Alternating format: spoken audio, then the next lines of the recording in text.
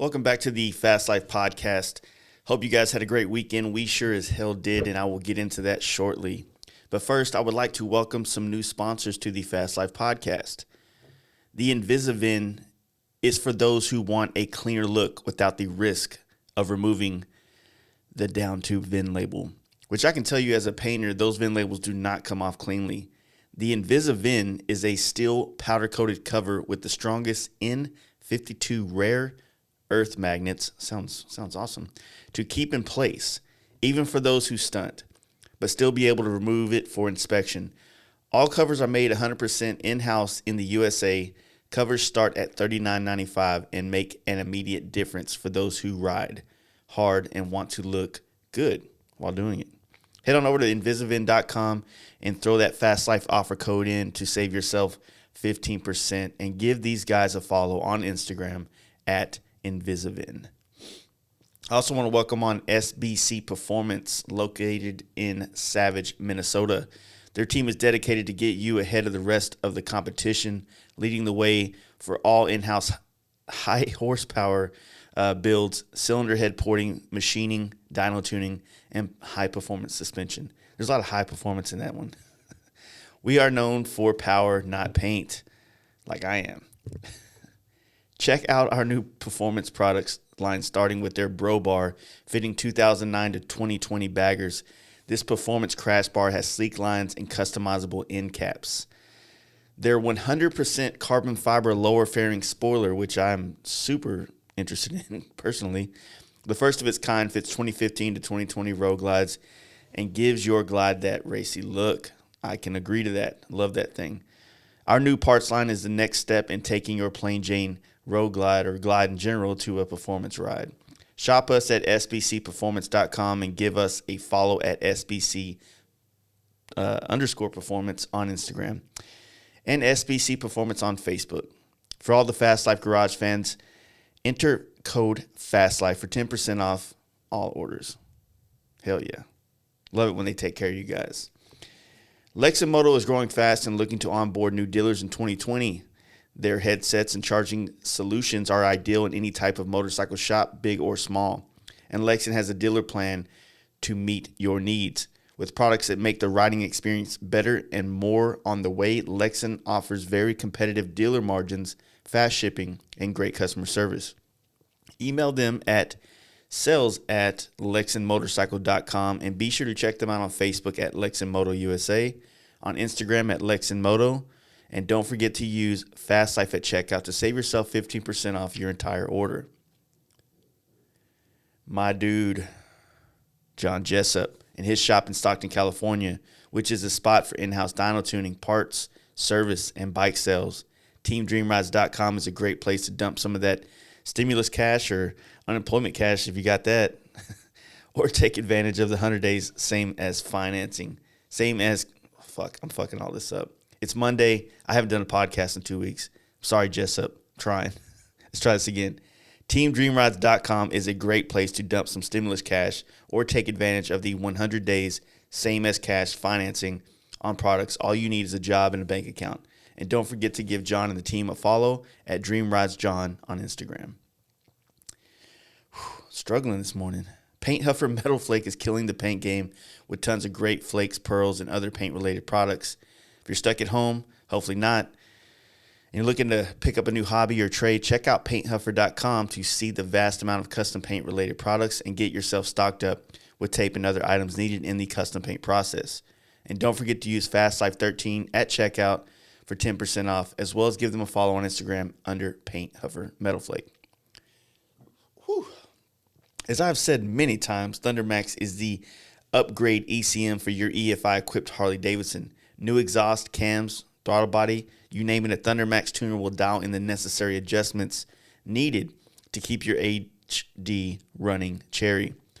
Another advanced product from the T-Max camp is their iRide rear suspension system that auto-adjusts height and is the best of performance and comfort in any air ride scenario.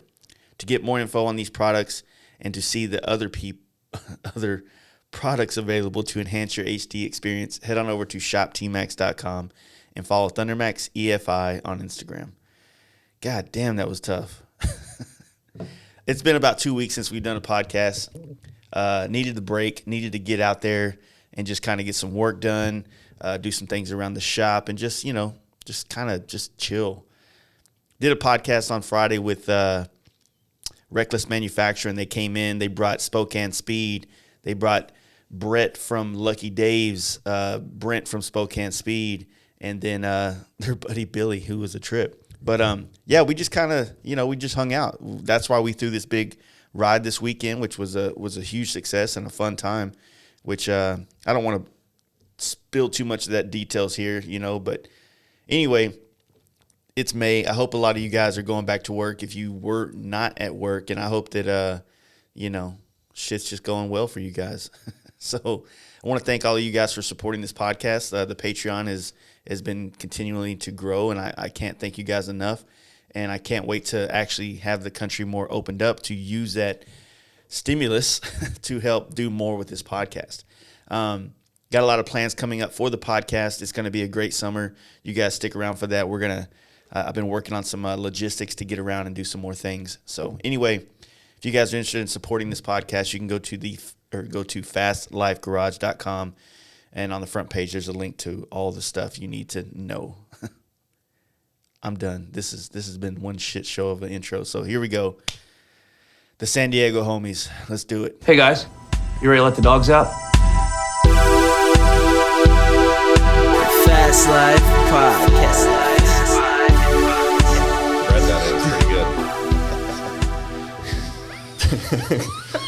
You look like Jim Carrey coming out of the the rhino butt. A little hot in these rhinos. Yeah, that shit was hilarious. Oh. All right. Wait, we really are live right now? Yeah, dude. For 3 minutes. Is anybody actually watching? I don't fucking know or care. Okay, cool. I don't pay attention to it. I check the Facebook thing to make sure that it's not like blown out sound wise, and then after that I just turn it off, because if I watch those comments, they'll be like, "Hey man, what's up? What's up? Hey, what's up?" And I'm like, I can't. Just a bunch of bullshit. We're just trying to show them what's going on. You know what I mean? Not actually interacting with them. Yeah. All right, so I might check my phone every once in a while at work tonight. if you can, Like, good luck. Well, no, I just mean because I got to work out that cable with Zach. Yeah, so if you can, this is Narnia in here, bro. All right. Yeah, it's pretty dead. Like, I dropped a phone call, and he goes, "You must have been in my office." Zach said that. All right, so what's your name? Brett. And you work for Lucky Dave's. I'm Brent. Spokane Speed. Spokane Speed 1. I ride Harleys. And then my man over here, Adrian Ramirez, and I own Reckless. Reckless. Cool.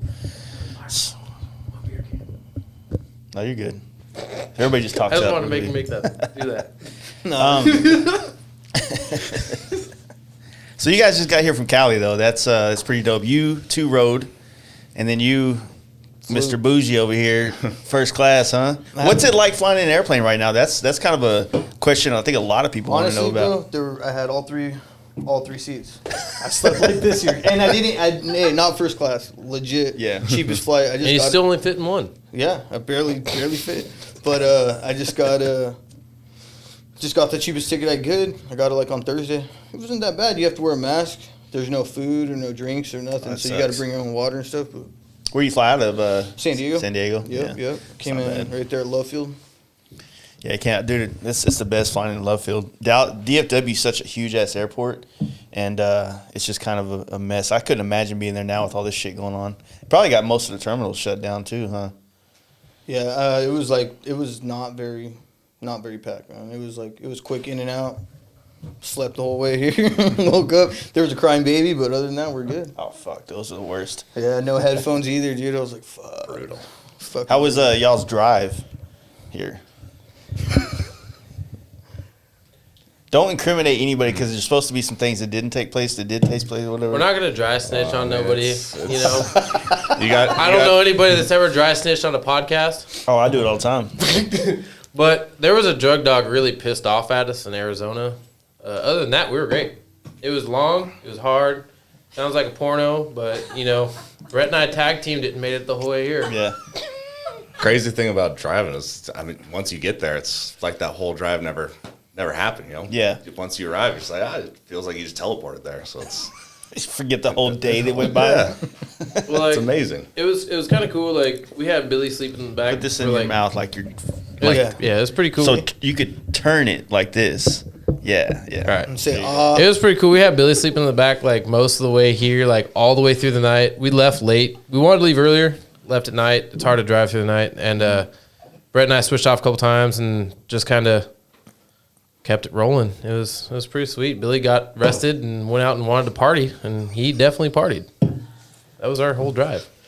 There's a lot of nothing, actually. There's a whole lot of nothing between here and California. The 10 is a pretty rough drive. It's a lot of flat, a lot of desert.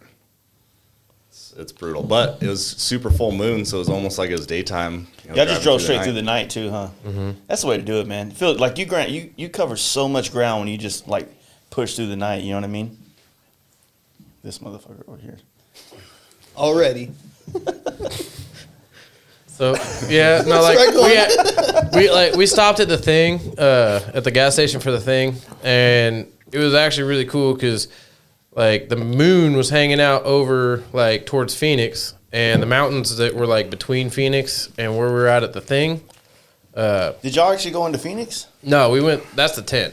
We went 8 to the 10. Yeah, so we're probably like 50 miles south of Phoenix. I think the 8 goes, and then you just hop. The 10 kind of cuts down. You hop on it out there. Yeah, when we drove out to San Diego earlier in January, man, we were trying to find a hotel like right in that area, and then we were like, all right, well, let's see what the next town. Next thing you know, we're in fucking Yuma, right on the border, literally before we crossed into California. Before we ended up stopping, and nowhere to eat either. There's like nothing to pull over and eat in between that tent or in between Tucson and that fucking Highway 8 there, except for like Denny's and like those kind of places. You know what I'm saying?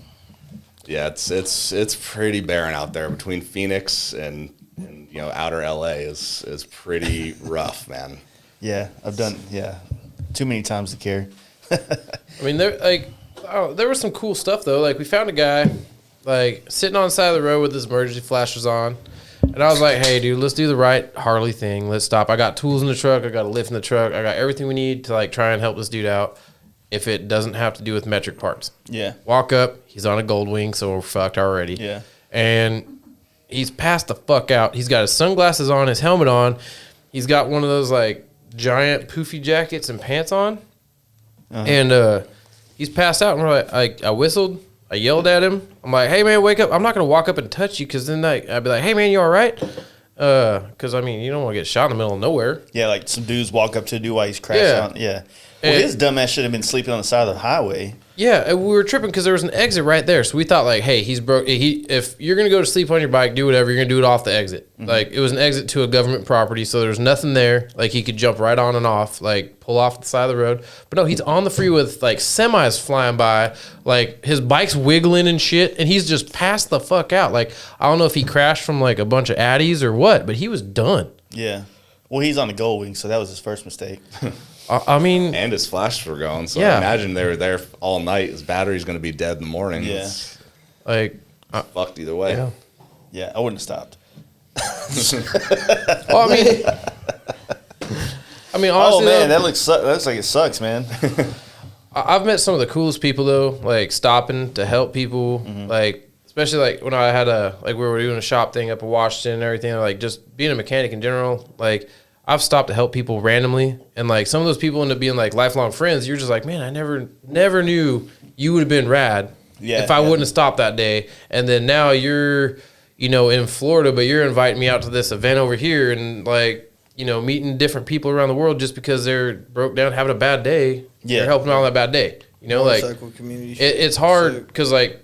Obviously you're not going to walk up to a bunch of club members and be like, hey, man, you need help? Yeah. But, like, some random guy on the side of the road, he might need help. Like, he probably doesn't have AAA or, all the other resources because he's cruising around like our buddy just trying to make it. Yeah, Go ahead. Sorry, I was, riding back a road out to Michigan this summer, and riding back, I got 2 flat tires in the same day, 2 rear wheels. Wow. That's called ridiculous. Karma, dude. What did you do in Michigan? Man, I don't know, but apparently it wasn't good. What? So you went to college in Western Michigan? Yeah. What was just Western Michigan? Like what? Yeah, Western Michigan University. Go Broncos. Yeah, just went out there. My parents are from Detroit. Yep, it's a great day to be a Bronco. Everybody laughed at once. Yeah. I think you only. Anybody else go to college here? You did? I've been going to college for 15 I went years. to like community college, but I didn't finish. I just went to get the blueprints and welding down, and I'm out. Yeah, fuck it. Fucking gone. Fucking special guys over here. I went to college for 2 weeks, and then I got caught because I was working for my dad. You know, I was telling you I was doing the paint and body thing. Yeah. And I was working for my dad, and I would leave work at like 12 or not like 3 to go to college, but I was really into skateboarding at the time.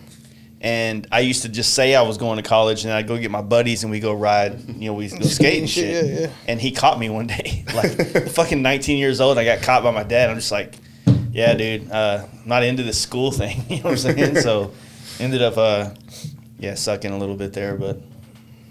It's funny because like people are like, "How did you start doing wheelies on Harleys and all sort of stuff?" Like it started for me at least like on BMX bikes, and like your skateboarding story was exactly like what I had, but in high school. Yeah. So like when I was in high school, I was like, did my own thing. I was in summer school every year, no matter what I did. Mm-hmm. I couldn't help but go to summer school, but it was great because I got my requireds out of the way in summer school, so I could kind of dick off the rest of the year.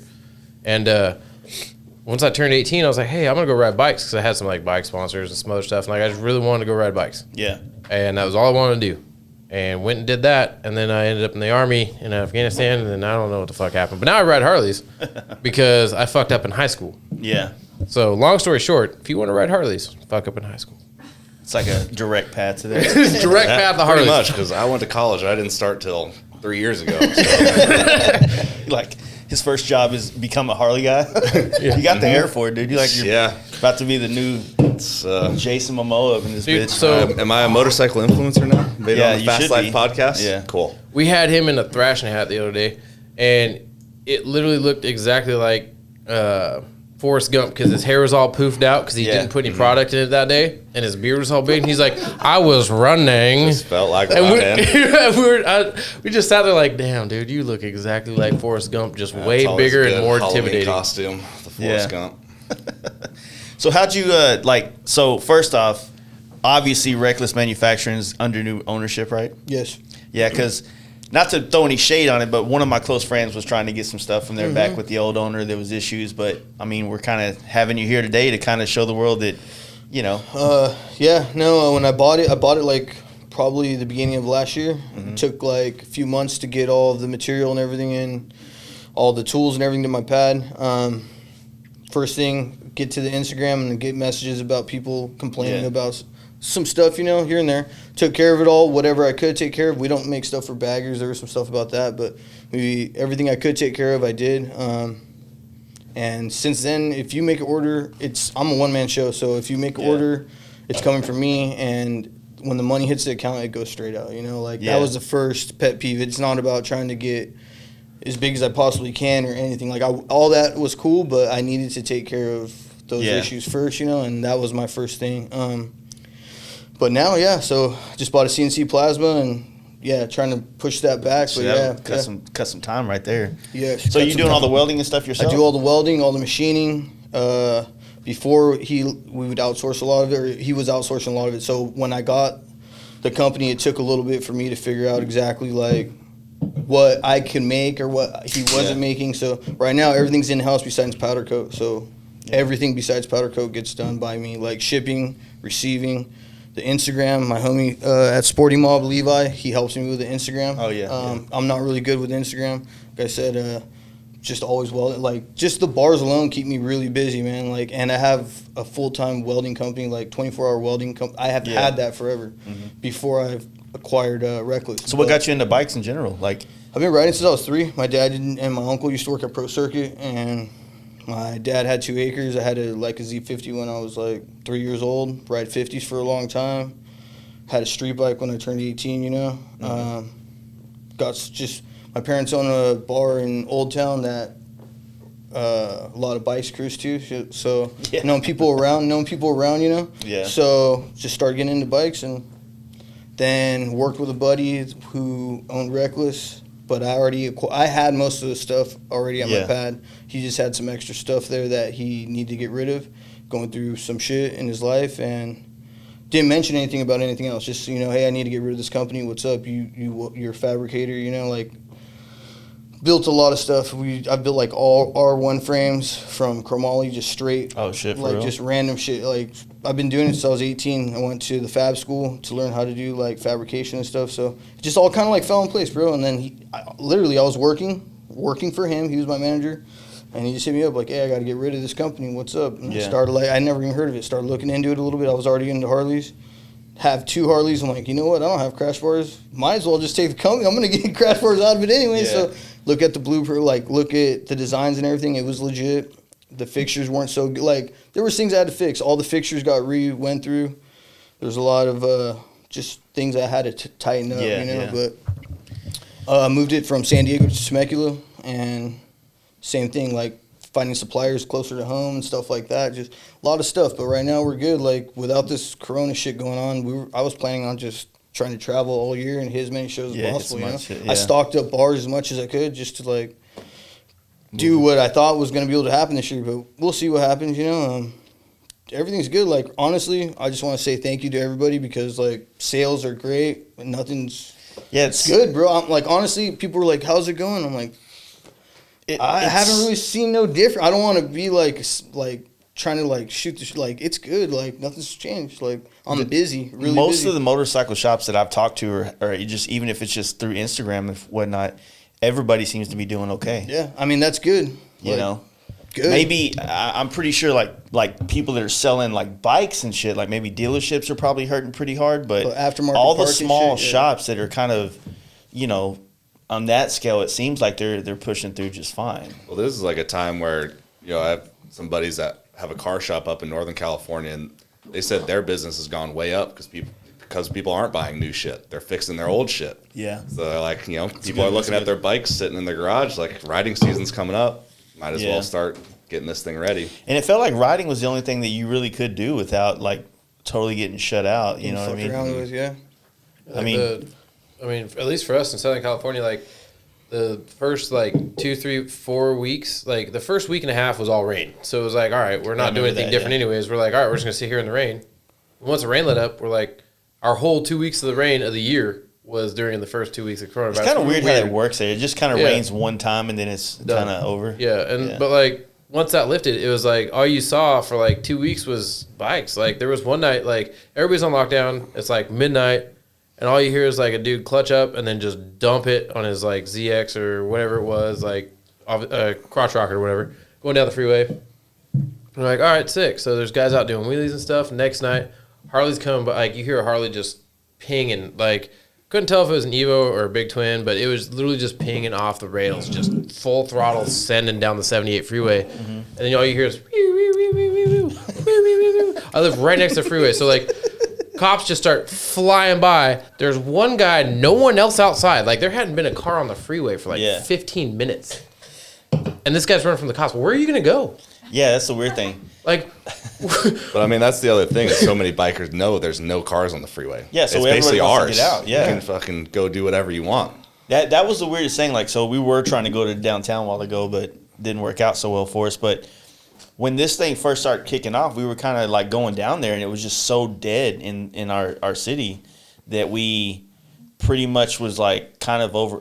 It felt like some Walking Dead shit. You know what I'm saying? Yeah. Did y'all get into video games? Because I've always been in video games. I played video games for 2 weeks straight because we had that rain. I got Call of Duty, I got hockey, I got Madden, I got the whole spectrum, car racing. I got 5 different games, and I just sat there for 2 weeks playing video games, and I had never done that in. That sounds nice. I wish I could do that. Yeah. I picked up new hobbies. I learned how to leather cars and fucking fixing shit in the garage. Just whatever you can. I'm huge into games, and right now there's nothing out that I want to play. So I was actually complaining about the free time that we kind of have, more or less, in some aspects, depending on how you're looking at it. And kind of pissed because all the good games got pushed out for their release dates, or usually the good games come out around right before Christmas and shit. And And you're just like, fuck, man. Like, I've already beaten those games. They ain't got shit on. There's dude. How quickly did like Netflix like not have anything to watch? You know, Same shit. You already normally just on your normal schedule feel like there's not a whole lot of shit to watch. You're just cruising through it, and then like, you know, did not watch that Joe King or like Tiger Joe King Exotic, shit. Tiger All right, King. all right. I still hold have on. it, and I will not. Hold on. That's some of the best TV about it. that's Yo. ever been put out. So Dude. Carol Baskin did it. Carol Baskin Baskin did it. Daggone Bitch, Carol Carol Baskins, Baskin. I swear. But so I'm sitting there talking to Steve. We did a podcast. It wasn't on purpose. It was just he called me one day and was like, "Hey, you're on a podcast." And so speaking shirt right here, actually. But we're bullshitting, and he's like, "Man, he put me on the internet live with everybody else, and then called me out for not watching Tiger King." And then everybody started commenting like, "You got to watch it. You got to watch it."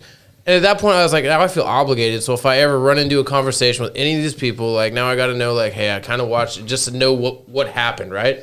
First 2 episodes, I'm like, man, this is dumb. Like, this is really dumb. Awesome. It was awesome. Episode 3 on, I was like, this is the shit.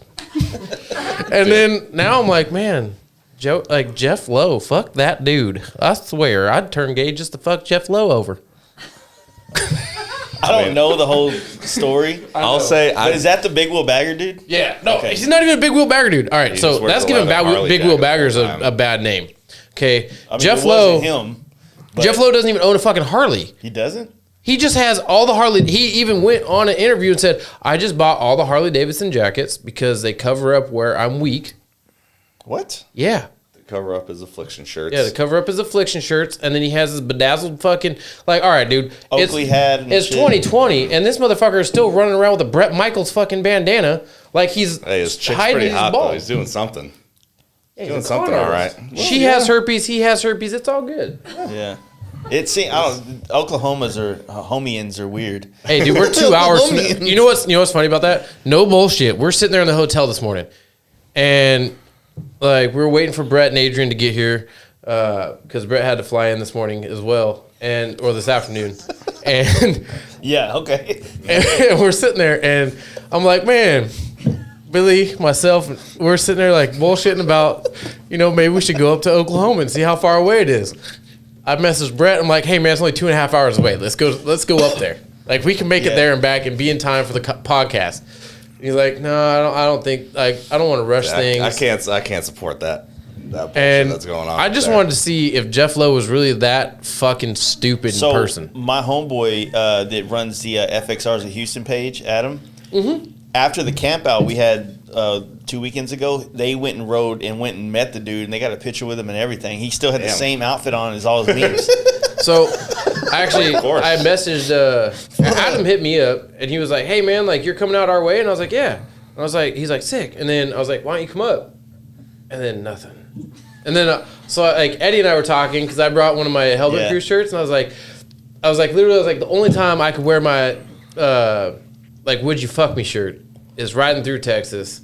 Yeah. Like, it's the only time I can really rock that shirt. Because California people don't get it. They're like, he's just a fucking douchebag. That's all there is to it with that shirt. There's no douchebags in California. Come on. All of them. No. But, so I hit up Eddie and I was like, hey, man, why don't you guys, carpool up? You know? And they're like, well, our shop's all just open, so we gotta do busy stuff. I'm like, man, that would have been cool. But, Well, there's a lot of shops that do that kind of stuff. Okay. So on that note, that's one reason why I like my business the way it is, where I can just be like, fuck it, I'm shutting down. There's no sign out front.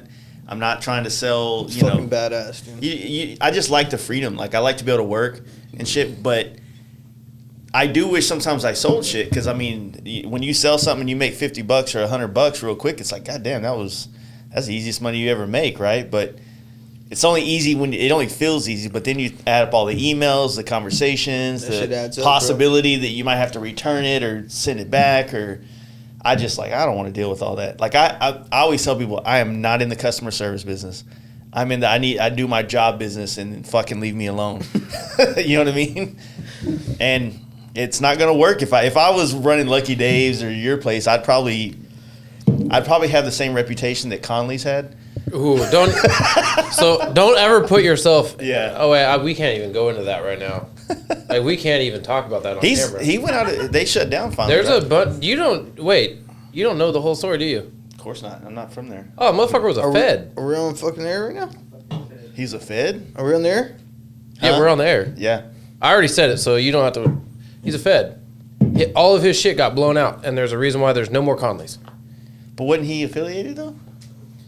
I can't confirm nor deny any of the allegations that are placed in front of me at this moment. I can only think of one number. Fifth. 1, 2, 3, 4. Fifth. No, I mean it was on the news and shit. Like the dude's fucked. Why would he be on the news if he was doing the bidding of the man? Hey man, some of those high profile cases somehow slip through the cracks. That's fucking weird. So, you can buy Conley stuff at the best rate possible right now because it's not being made anymore. I like the fairings. I mean, except for that giant thing that says Conley's on the inside that you can't even do nothing with. Good thing about being a painter is I got sandpaper. But no, I heard he had went out of business. I didn't know the whole details of it, so. I know my buddy bought all of the shipping containers of Conley's. He's got like all of the shit that's left, like all the bags, all the fucking T-bars, all that shit. But when I bought a house like I live in Temecula, so I bought a house and my neighbor actually started working on my bikes. She started carrying Conley shit, Yeah. And I was gonna go on business. We were gonna buy 2 shipping containers full of everything, bikes, fucking like, fucking ton, like 10 bikes, everything. But I backed out of it to put more money into Wreck Less. So he has fucking fairings, everything. molds, fucking whatever. But he's gonna start reproducing it all off. I don't know about all that shit with Conley's because I don't know about that. But I know that my buddy has all of that shit, fucking all of it brand new, and he's gonna start making all the molds and shit, fiberglass, fucking start getting sick with it. Like I said, they were not for painters though. Like I'm a huge fan of JD. Gel coat and the gloss coat on, they're pretty good, yeah. Yeah, they're done right, but so the thing that sucks about painting some of those fairings is that when they have the insides they're rough fiberglass, or they don't vacuum bag it, or they don't do a 2-piece mold and shit like that. You have like a T-Sport fairing, and then you look inside, and it's just like this, all rough. It's like a veiny dick. You know what I'm saying? If you really think about it, it looks like just a mess. And so when you paint it white or something like that, and then you paint over that stuff black, you know what I mean? It just looks like ass if you're building a nice bike. You know what I mean? Well, that and the fact that the logo is raised and it wasn't like a flat fiber, where you could even sand it out if you wanted to, make it look good. Like it has, it's part of the mold, so it's stuck in there. That's whatever. But I mean, honestly, to get a bunch of stuff and you got some free bags out of it. People getting stuff that I didn't get free bag. I paid him for them. I got fucking bar bags and everything. But the first thing that came off is the Conley's logo. Yeah. I mean, anybody that runs around in California, they either have stickers over it or they got something over it. Yeah, it's got to be gone. It's got to be gone. You don't run and it doesn't matter what town you're in. There's a lot of people that just it's got to be gone. Doesn't say that name. Period. The end. That's weird. That's some super deep undercover shit. You just go ahead and start a bike company that does bike parts too, or did he probably get turned out? It from at least okay. So the story I heard. So that means it might not be fact. It might not be true. Might be. It might be. It might be Joe. Joe Exotic for all I know. Yeah. But at least from what I know, that I've heard from 10 different people. Just so you know, this sources. is live, so I can't edit any of this. Yeah, 10 different people, different sources, 10 whatever. He got rolled up on a side hustle and ended up having to save his own ass, and he tried to save his own ass, didn't work. That's all I know. From 10 different people from different cities and different even 2 different states. Yeah. It's where they're not close to each other, people spreading the same rumor type of thing. You know what I mean? People are fuck, dude, this isn't good. Yeah. So. But I've heard shit around about that too, lately in different walks of life, totally different people. I've heard it too. So then I hit my buddy up, just hey, dude, I don't even know if you know this. We were gonna go in and buy all the shit. You bought it all. I just want to let you know. And he's like, well, everyone tells me Conley's is a dick or whatever. I'm I'm just letting you know. I'm just hearing it. You gave me those bags. I'm running them. I'm just letting you know. I don't know what's up, but. Yeah, you got the shit now, so be good. Figure it out, cut that shit off or whatever. I don't know. That's crazy. Usually for a rumor like that, to spread that far and have that many people Yeah. all walks of life, like all walks of life coming to people, like that aren't like even non-Harley community people coming to people like, hey man, like that's not cool. Like, But if you do want that Conley shit for a discounted price, hit up Patriot Cycles, Temecula, California. He's got tons of that shit. That's the homie. Works on my bikes. Hook you up. But like, I mean, like if you got that, like all walks of life, like not just the Harley community though, coming with one thing, like usually those things get squashed out. Like companies pay a lot of money, especially like someone that has money or had money to like squash those types of rumors. They get squashed real quick. Like, you know what I mean? Yeah, but I mean, no one in the motorcycle industry has that kind of money to squash rumors. We ain't got rumor squashing bread. I know a lot of people that have rumor squashing either money or friends. Friends, I would say we have that in this industry, but yeah, that whole like let's pay them off to shut the fuck up kind of stuff. I don't think we have that kind of money in our industry. You know what I mean? That's Google money or like Amazon Jeff Bezos shit. money, like Corona Premier money and shit. Yeah, you know what I mean? Like how Amazon all of a sudden got a richer wife. Dude, we were talking about Bezos. Were you with me? No, me and Zach were talking about Bezos and just about the balling ass shit this dude can do, and it's just kind of like.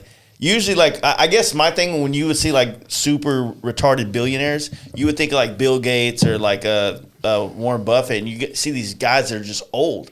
And this dude, Bezos, is, like, probably in his early 40s or mid-40s or maybe early 50s. I don't know, but it just looks like this dude's just doing it fucking right, man. Well, I mean, you look at pictures of him when he started Amazon, and he looks rough. Yeah, dude, he rough. does. Money him and gets you Elon. on some They were TRT, together. Oh, yeah, they were. goes tanning. Yeah.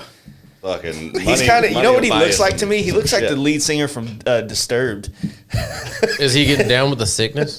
He might have caused it. I don't know. COVID-19. Thank you. Nah, it's I don't know. That's just crazy. And you know what the crazy thing is? Like, you know, seeing all that stuff is it like he's just going to continue to make more and more money. Like there is no cap to that. And I don't think there should be, but like he created the ultimate hustle that just re-hustles itself. It's like the AI of hustling. Well, then even think about now. Nobody's going outside. People are getting everything sent to their house. they're killing like it right now, even man. more than normal. It's insane. Yeah. Yeah, I mean, like, thanks to coronavirus, I mean, we all went and bought Modelo, except for Jace. Oh, I'm watching my weight. He got corona. But I've maintained the same weight for like a year now.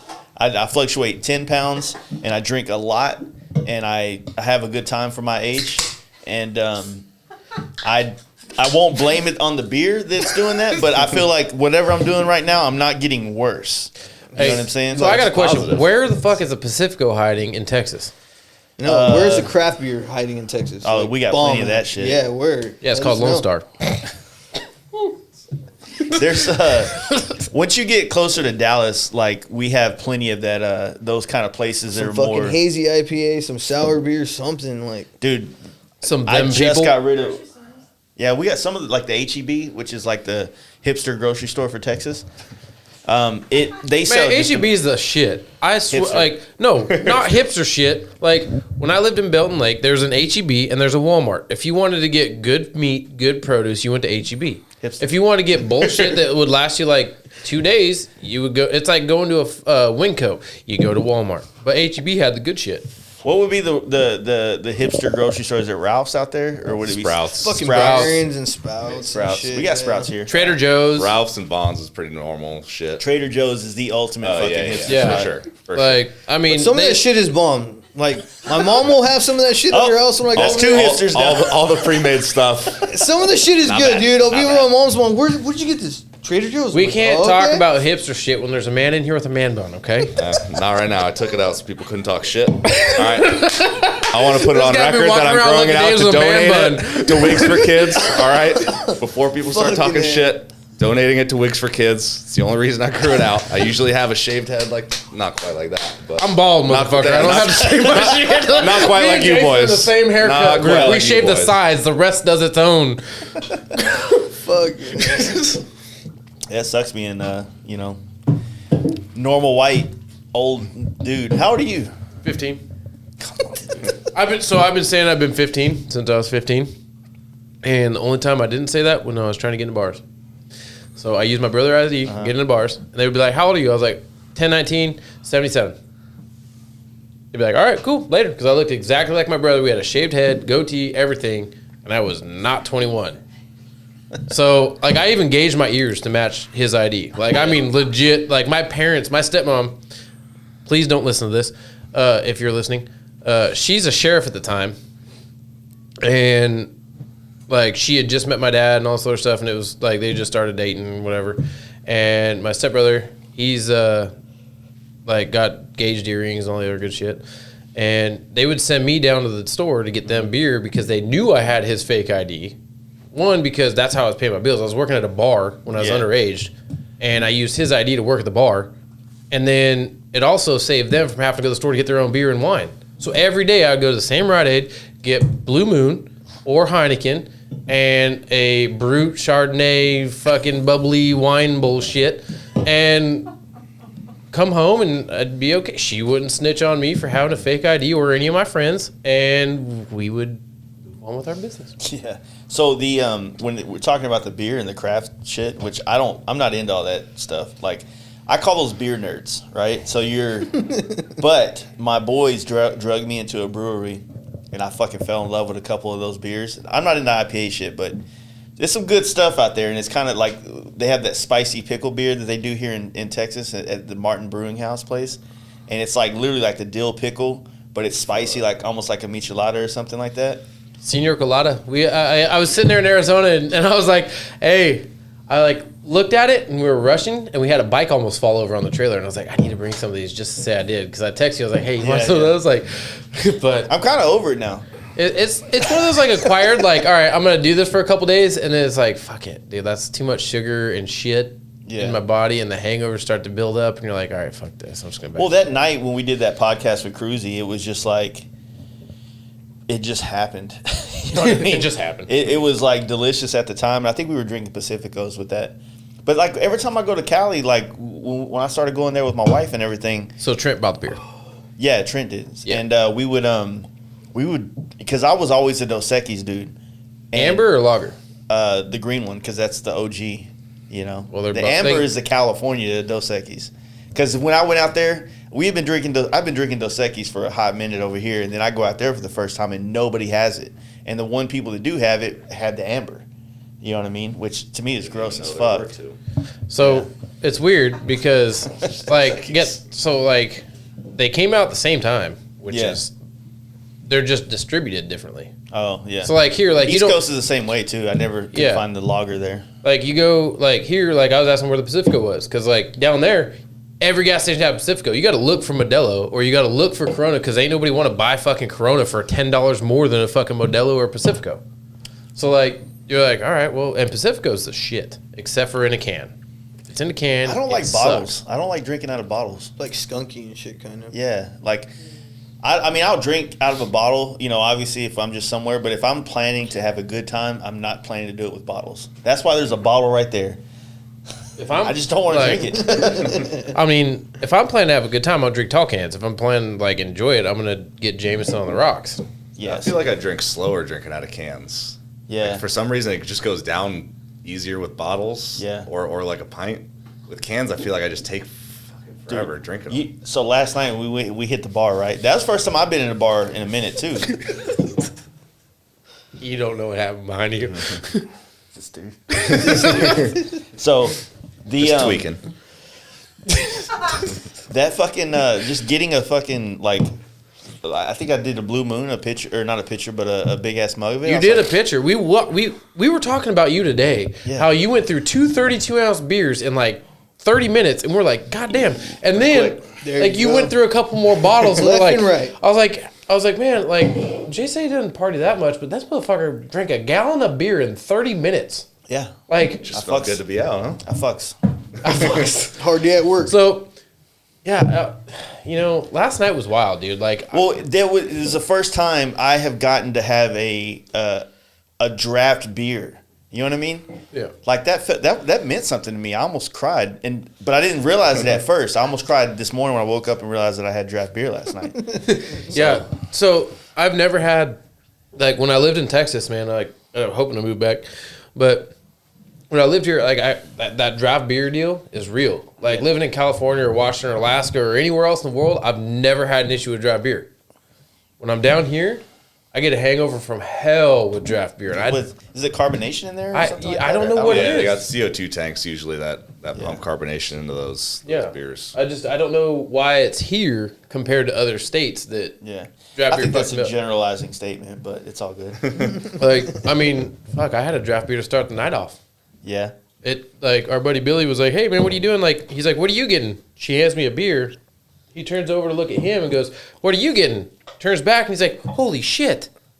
Because I just one tilt because I haven't had a beer in a while. So I Which is when I bet him another beer that he would throw up last night, and he proved me wrong. Yeah, so I've got a bunch of issues from the Surprisingly. military and shit. Like my stomach doesn't work like normal people's stomachs. I have digestive issues and I've got ulcers all the way through and all kinds the of Simpson where you're just opening. like. Launch right in it. So, dude, all right. Modular never like The amount of- Simpson did not know they needed a modular for that The reason. amount of Oh, times that's we've the been on the fucking moral freeway bit. and I'm riding behind him and he just starts waving me forward. I'm like, what the fuck is this guy doing? And the second I catch up to him, he Just just fucking opens that shit and dumps it. fucking lets it loose on whoever's behind us. dude, So so you're like Twitch, but you throw up. yeah, so So well, you I just Twitch twitch. too. No, I have a Twitch too. Like anybody that hangs out with me long enough, like sees like I'll Twitch throughout the whole day. Like I'll be shaking my head and like doing whatever. Like I'm not obviously as cool as Twitch, and mine was like from other issues, but I got a nerve issue. Yeah, so we were on this little ride for our little social distancing tour shit that we're trying to like have for fun, and we're coming back, and we drink. Like I didn't drink for how many like for a while. Good, minute. Yeah, been a good minute because I spent some time in the hospital, and the doctor said, "Hey, don't drink, don't do this, don't do that." Like I couldn't walk, I couldn't sit up in my bed, like I couldn't do anything. I missed Battle at the Creek, like a bunch of shit. And I was like, all right, so I just didn't drink, didn't do anything. I was so sore by the time we got to Morro Bay because we rode so fucking slow that like it took us twice as long to get somewhere than it would if we just went and did it. Like I had talked to Wheelie Pig, Logan, and everybody, and like, hey, we're gonna be up here in Vacaville, and we're gonna come stop by your Harley Davidson dealership. That's our turnaround spot, like all sort of shit. Going, chick wrecks, like Are you talking about the social distancing tour thing? yeah. So before we do all that, like, what is it? Like, maybe explain that right quick, and then we can talk about the actual stories within it. Because, all right, you got So it. social distancing tours is Bring more of these. I will. Yeah. yeah. I'll grab. You got a backpack? You got have it. You'll arms. figure it out. So social distancing tours, obviously, we named it that just because social distancing Yeah. right now, we got tired of sitting around at home and we wanted to go out and do a ride. And luckily got a little bit of help from Lucky Dave's, a little bit of support to get out there and do it. It's basically just, we're trying to get people to get out and ride. Yeah. Is really all it is, and we're trying to reach out to people who aren't in the Harley industry, who don't have friends in the Harley industry. Yeah. Like, I didn't have friends in the Harley industry until about 8 months ago when I met Brent. Yeah. When I moved down to Southern California, because I didn't know anybody in Northern California that rode when I bought my Yeah. bike, So, I fucking slid into his DMs. Is how we met. 'Cause Damn. dude, like, honestly, Hey, bro. let me slide into your What DM. bars are those?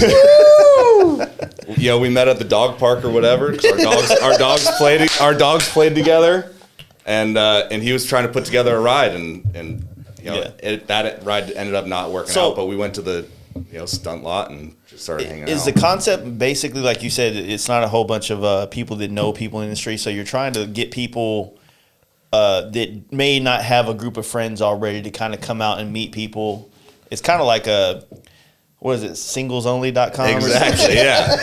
Where they Exactly. like, we're not a dating service, but we will put you with other singles. Or some shit like Exactly. that. That's exactly what it is. Yeah. It's a good concept though. I mean, if like bikers are intimidating, not even like talking about like the ones that look like they fucking are intimidating, but Yeah. just intimidating in general because it's obviously a smaller group of people that have a connection already. tight-knit And for group. someone to walk in on the outside to get into it, it's intimidating. Yeah, for You sure. know? And bikers talk a lot of shit, and it's like, Yeah. some people aren't ready to just walk into a group that they don't fucking know and Yeah. take all that shit. Yeah, what's up, nerd? Yeah.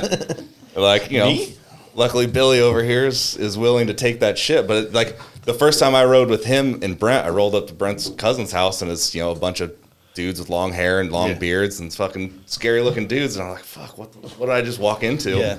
And Did obviously, I just join a gang? Yeah. But then once you get I know in, I look everybody's like you, but stop. I know. everybody's super nice, and it's everybody's cool as long as you're along for the ride and just wanna hang out and have a good time. Yeah, everybody's Re-up, cool. So man. that's There kind of we the go.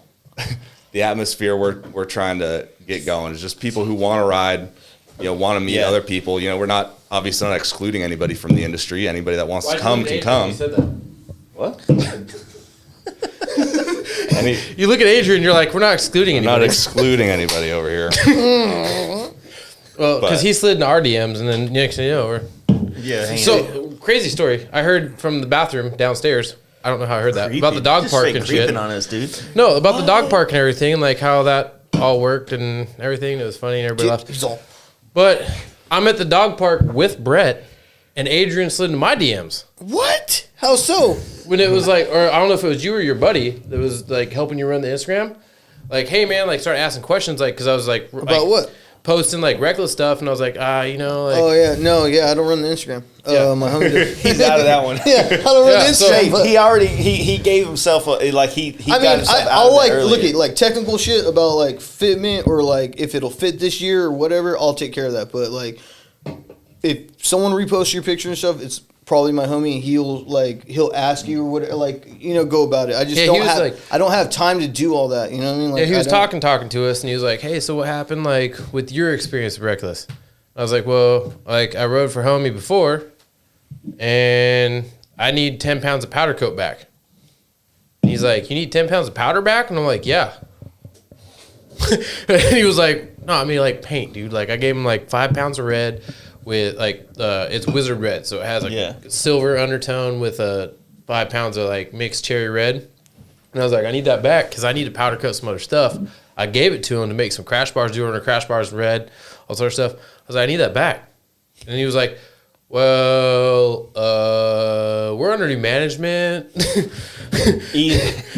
And Because like I'll check in it. I'll go through the messages. My buddy will go through it. He'll do all like the technical shit. Like dude, honestly, there's so much like algorithm, all that shit, bro. I don't know. I don't have half the time to be doing that. You know, I'm welding in the morning, welding during the day, fucking shipments during the night to get them out for the next morning. Like, so my buddy's really cool. He took care of it. But like, I'll slide in too, and like, I'll see what's up in there, and like, then I'm like, all right, this guy has powder, and like.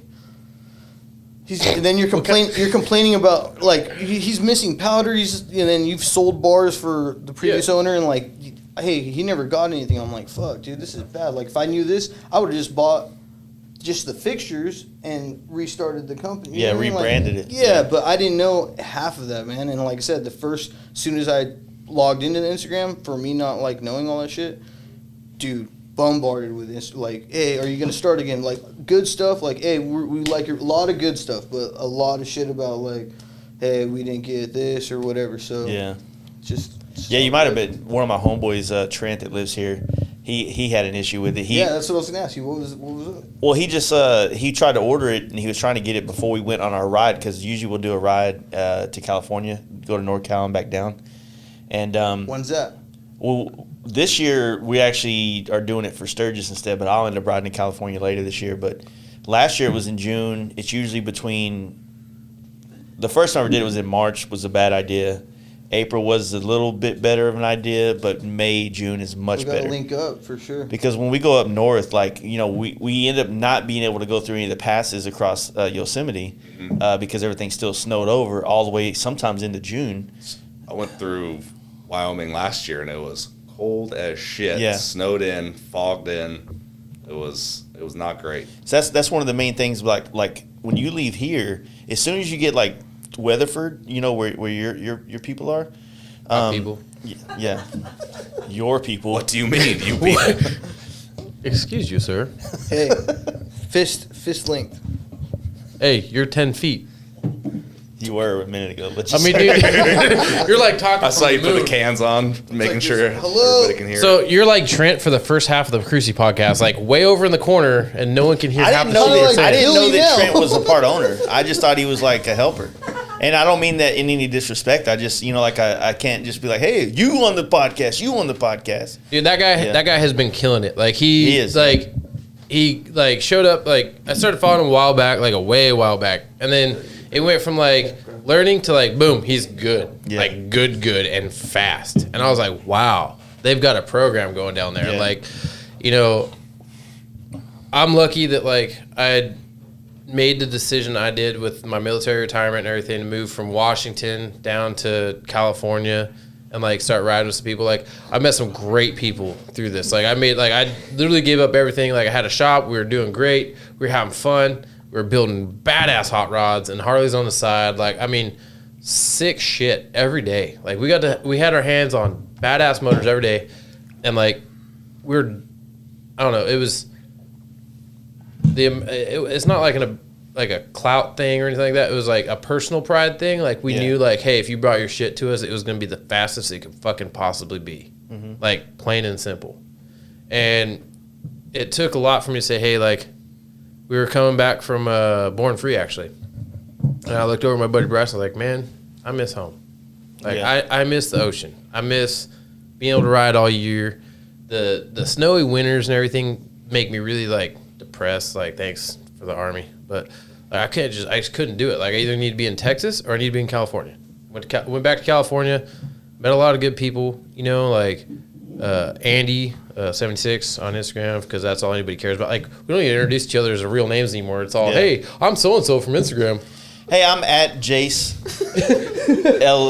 It's fucking a mess. Like, man. I mean, like, so I even have sponsors, man. Like, where I've like been in meetings with them, go like to another building to like talk to another company about something else, or like, oh, hey, this is so and so, and they'll name my Instagram name and not my name. Like, hey, I'm Brent. Like, yeah. Well, very, very played out topic of this podcast is social media is a form of currency these days. You know what I mean? And it just is what it is. And it's like, I don't like the way it is. I mean, I'll be honest with you. I don't really like being on social media all the time, but then I do a lot of it. So it's kind of like, if you want to be like in the industry, you have to do it right now. Like, I just learned that. Like when I bought the company, I was like, dude, I don't fucking want to be on Instagram all the time, and I don't have a Facebook. And he's like, you have to. Like, if you want to be relevant, you have to fucking do that shit now. It's like, you just have to fucking do it. You know what's cool about this podcast?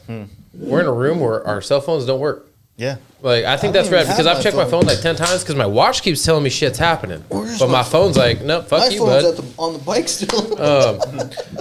He doesn't do social media, so yeah, he doesn't care. He's like, hey, man, I don't know. It's on the bike. I'll check it tonight. He's not attached to his phone like we are. But no, this is all about being with the people in the room. Well, that's the thing. But like, so like I'm trying to find parts.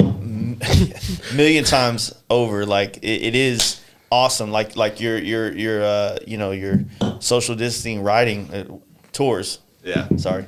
Close enough.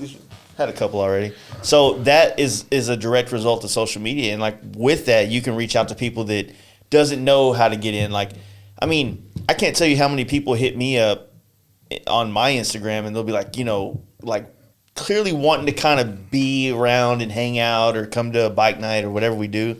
And they just don't know what the words are to say because they don't know how I'm going to react or whatever. And it's really not that complicated, but from the outside looking in, I get it. If I was trying to hit up somebody that I was looking up to on Instagram or whatever just somebody else in a little bit stature thing or something, then I feel like I got to deal with the same thing. I mean, fuck, I think I've sent Rusty Butcher a message before. I don't think he ever opened it. You know what I mean? So it's just like there's things like that are just kind of weird. You got to shoot your shot sometimes. And I mean, there's no real way. Like unless you already have people that have bikes that you can ride with, there's no real way unless you're willing to go to a bike night by yourself or hit people up. Like good luck doing that in California. That's really all you have is just so we're trying to provide an outlet for that.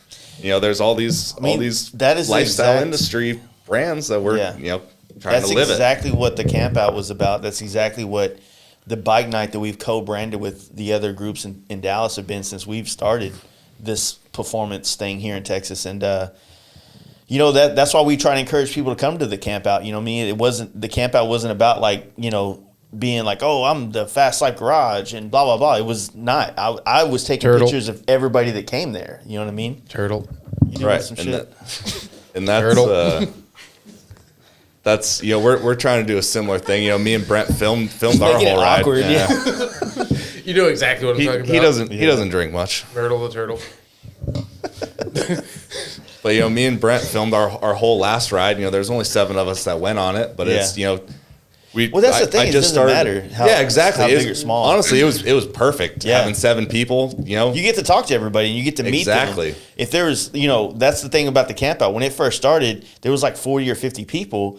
And then those dudes got super close. So a lot of the guys like Steve Chamberlain, the people on our podcast that we bring on, those are people that were at the beginning. And now that it's big, the thing about it getting big is I'm glad people enjoy it, but they'll never get to see or feel what it was like that when community, it was like 40 the real people. community feel Yeah. is what you lose a little bit with that many people. But we're, me and Brent filmed this whole thing. I started a website for us, socialdistancingtours.net. And, Someone stole.com from Yeah, I was us. going to say, like, did you not? You should. Yeah. No, someone stole it. It was there. Somebody One bought day, it. the next day, it was gone. I know. So someone was like, .net is not as prestigious. those guys. But, we take what we can get. But so we have pictures from our whole last trip on there, doing Highway 101. So anybody that went on it can go on there, pull pictures for their own Instagram, whatever they want to do with it. Put them up in there. I don't know what the fuck they want to do with them. Yeah. Or people can go see, these guys, did this awesome trip. They, maybe we'll go on the next one. Yeah, that's cool. yeah, like I want to throw a quick shout out to like people like Billy, my buddy Cookie, and a couple other guys that like Behind really the scenes. like behind the scenes, like really like we had a lot of people that just like we had like 30 people that were like, yeah, we're going, and all of a sudden, What? Justin's calling me from Hingham High Customs. But we had like a bunch of people that were like, yeah, man, we're going. And then He like, just wanted to be on the podcast. yeah, he wants to be on the podcast. But then like at the last second, they're like, oh man, we can't go. And then we had one dude that drove all the way down from Ventura, met us at the gas station. He couldn't go on the ride. Drove all the way down from Ventura like 3.5 hours. Met us at the start point just to come say hi, smoke a cigarette, say what's up, and then take off. Like, Yeah. I mean, little things like that are what like the whole point of it. Like we had like Violet, this girl. Oh my God, She's a fucking trooper, dude. trooper of a lifetime. Like she gets an honorary like badass of the Harley Community Award for history. She went down at 90 fucking miles an hour. So hit a- first of all, she's Smashing. 22 years old. Found out about this trip through a different girl on Instagram who rode a sporty that she'd never met before. So she meets all of us at some gas station down the street from her house or whatever, and decided to ride with a group of assholes. 7 random. I mean, luckily, Billy's wife was along for the ride, so there's a had a little friend. comfort in that. But still, just 7 random people she's never met before, and decides to try and ride 1,000 miles with us on a weekend, just on a whim. Smashing, bro. Yeah, was she went from San Clemente up to LA, and she was like, all right, I'm gonna go and like just ride as long as I can, and then I'll turn around and go home. And then we got like a couple gas stations past that, and she's like, it's actually like we got to Ventura and like started going north, like past Malibu and everything.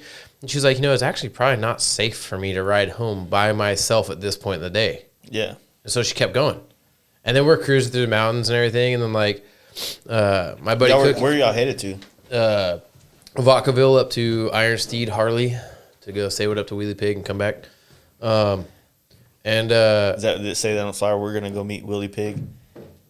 Yeah, like I had to post on Instagram like, sorry we didn't make it. That was the goal. Yeah. So So what the ended up goal was happening?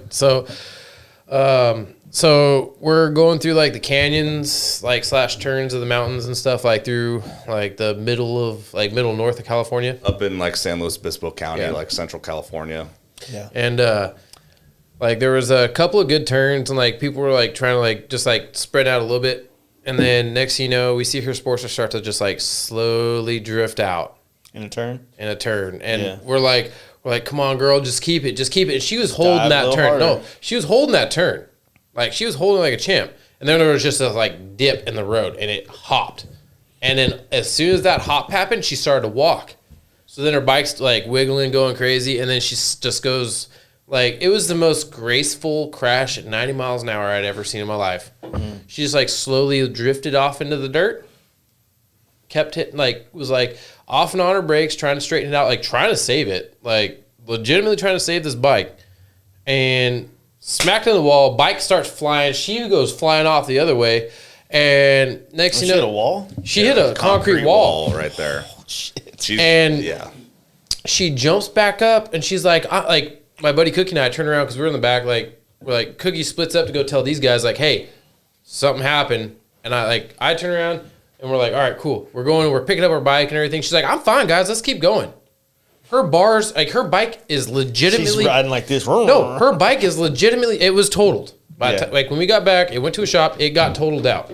Yeah. She rode a fucking totaled bike for another 12 hours. So she hopped up after that, and about half an hour later, we had to hot wire and push start her bike. Literally every time we stopped for gas, we had to bump start her bike because we had to take the wiring harness that broke on her bars because it bent way back. Yeah. We had to run the run wire to the hot wire and with a ground wire back to the bar so that it would stay and it would run without killing all power so she could make it home.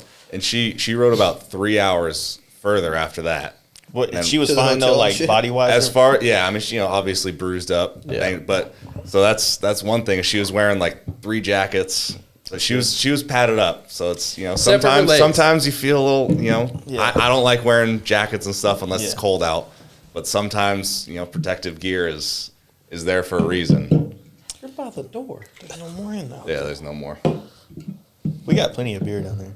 You might have to drink some of my beer, but it's all good. But no, you had mentioned something that's like a little. I hate that feeling, right? When you're in the front of the pack, and then you look back when you get to the next turn, and you're like waiting for the more of the slow riders, and you're like, man, it's taking a minute. Yeah. Then you're kind of looking at your phone, like hoping that somebody that's in the pack doesn't call you. So we were at our camp out. We had a good buddy ended up going down, and we. Going down the hill, taking the corners, like I said, those downhill corners, they kind of sneak up on you. And so apparently he kind of went in and was in the corner, but something kind of happened in the corner, and he ended up straightening up in the corner, went off. Fortunately, it was on a kind of a small mountain here in Oklahoma, but it was banked. So it went off and then banked up. And mountain? Mountain. A hill, yeah. Nice, well, it's hill. Technically a mountain. It was like I want to say it was over 4,000 feet though. So mountain, yeah. You're not gonna see it from Dallas. That's for damn sure. So it's one of those things. It's more like it's still flat, like it's this level, but then the land goes low. So then the mountains are because you know what I mean, whatever. But no, so he ended up going down, and same thing. We had to dude had some vice grips. He just fucked up his shifter.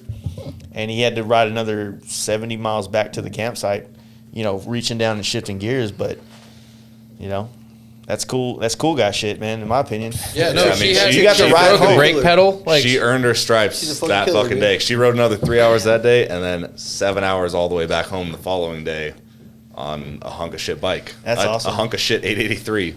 And I mean, being a stunt kid, I know the importance of a clutch, right? Because that's our whole world is a clutch and back brake. Those are the 2 things that fucking matter on a bike. You don't have a clutch right now, right? Hey, there was a note earlier about me looking for parts. If anybody in the Dallas-Fort Worth, fucking in America, can bring me a clutch before 9 a.m. tomorrow because we promoted a stunt ride / city ride. It's a hood ride. A hood rat ride. Which, depending on where you're at, if you're in Michigan, that's one thing. If you're in Southern California, it's a totally different deal. And then here, I don't even know what the fuck it is. But so I need a clutch tomorrow. With me and Zach were talking about, we were struggling with what to call this. Because technically, the hood rides is, with the sport bike community, is basically like a bunch of stunners. You got dirt bikes and shit mixed in with hood rides. Exactly. 85s and 50s and shit. So quads. It's kind of like, technically, you're riding through the fucking hoods. Yeah. Right? And so I felt like, what cooler thing to do to show you guys Dallas than just roll through all the little, districts, if you will. See all the 80s. Now, I don't know if we'll have those. It'll be Harleys mainly, but there's definitely, since Zach has been here working, I have started to see more layers are peeled back, and I see how many stunt riders we have here in Dallas, and some of them have been around here, and they're pretty fucking good, dude. Compared to what we're used to seeing on social media through your Thrashing and Lucky Dave's and all these different brands that kind of support stunt riders. I think I said it last night. These fucking dudes on sport bikes that are here that have been ripping it for fucking 10, 15 years are jumping on Harleys now. and doing some fucking acrobatic shit on bikes right now. And I'm like, if their bikes look better, they would be a force to be reckoned with. But fortunately for everybody else, their bikes look like shit right here in Texas. Well, I mean, like, there's like, so Stunt Daily out of San Diego, plug. Dude has one leg. Yeah. And he's out there doing like high chairs, all kind, like every fucking stunt you could do on a Harley or on a street bike, he's doing it. Yeah. Like every day. And I mean, like, those dudes, you gotta give credit because, like, you're like, wow. Like, if it wasn't for these street bike dudes, the Harley community wouldn't have jumped, like, try to do this. Like, obviously, there's the evil Knievels of the world, but, like, it would have never became, like, a thing. Because majority of the stunt world on Harleys is really just street bike kids that were like, fuck this is easy now. That we got, like, our CBR F4I can only do so much with the throttle lock. Like, we're here. We did it. Like, all right, let's move to something different. Yeah, wouldn't you say that, like, so the progression of the Harley stunting is much slower? I mean, obviously, there's like circle wheelies is like kind of a new thing, you know. But a lot of people are like you're obviously insinuating. A lot of people in the Harley world don't want to see handbrakes, right? No, like, I mean, all right, so there's guys like with handbrakes and stuff like Jason Pullen. You can never, like, Jason Pullen's like an Evil Knievel class person. Like, you could never take, like, the dude, like him, Rob One Wheel, like, Revolution, those guys, you could never, because they will go out and do the same shit with a handbrake or no handbrake. Yeah. They are that dialed in. Like, those two guys, best on the fucking planet. And then you got guys like Seabear that's just like, I can ride anything, anytime, and do everything. Yeah. And, like, you're just like, this guy's got it. Like, you know, like, I mean, and then there's guys like Dyna Nate, Joey 5'5", and a couple other guys are like really pushing the circle wheelies. You know, like, that's super hard. That is really super hard. But it's kind of like, I don't know how much y'all like watch skateboarding or BMX or any of those different sports through like the early 2000s, but like it was like one of those things like once one person did it, 10 more people could do it. And then 20 more people could do it. Once someone figures it out and you see someone else do it, if you know how to, like, I just imagine, like, what happened with this in the paint world as a comparison when Mike LaValle, RIP, just died recently, when he learned or did the first real fire airbrush, and then West Coast choppers and everybody and their mom was getting that stuff done. Seeing him do it, we didn't have to be taught. Just seeing what it looked like and us looking at airbrush work, we were able to easily dissect it and be like, okay, now I know how to do this. And then you start getting it closer to that. So I would imagine for the stunt thing, once you see someone do it as a stunt rider, you're going to look at their body position, the things that we're not looking at as guys that don't ride wheelies. You're looking at it and going, okay, I see what he did there, making that little dip here, this there, bars this way, whatever the case may be. Like, there's going to be like a consistent technique on certain things, but then there's like that style. Like my boy, like my buddy, like he's one, like, no shit, him and I talked, like he was getting ready, like he gets to work like 3 hours early for no fucking reason. He's building a new Ram Stadium, my buddy Joey D. And sounds like Joey Dorado, Joey D34 on Instagram if anybody's looking.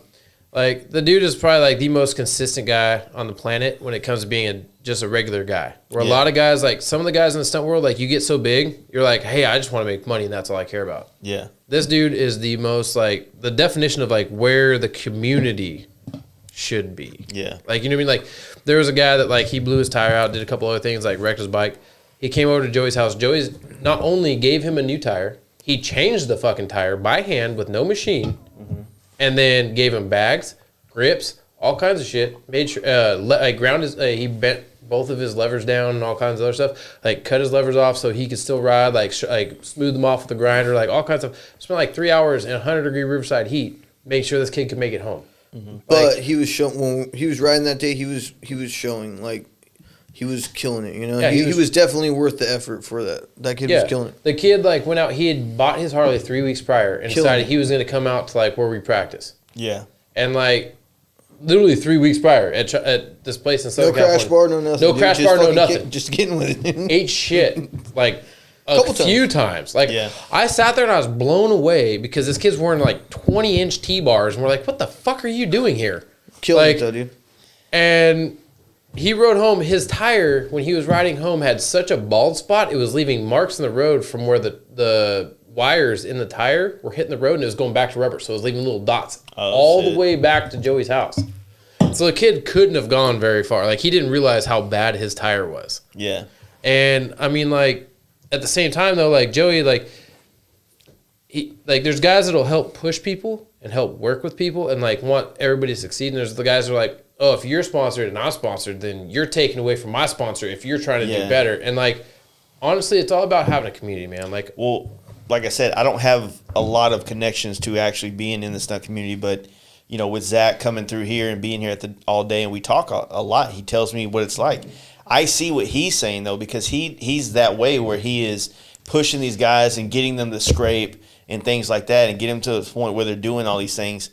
And he's got more of a like stunt riding is more just a part of their life as opposed to like, yes, I love doing this. It'd be cool if there was some way to get money to do this, but if I don't get money, I'm still doing this all day. Oh, you're going to spend way more money than you will ever make doing stunt stuff. Yeah. Like, period, the end.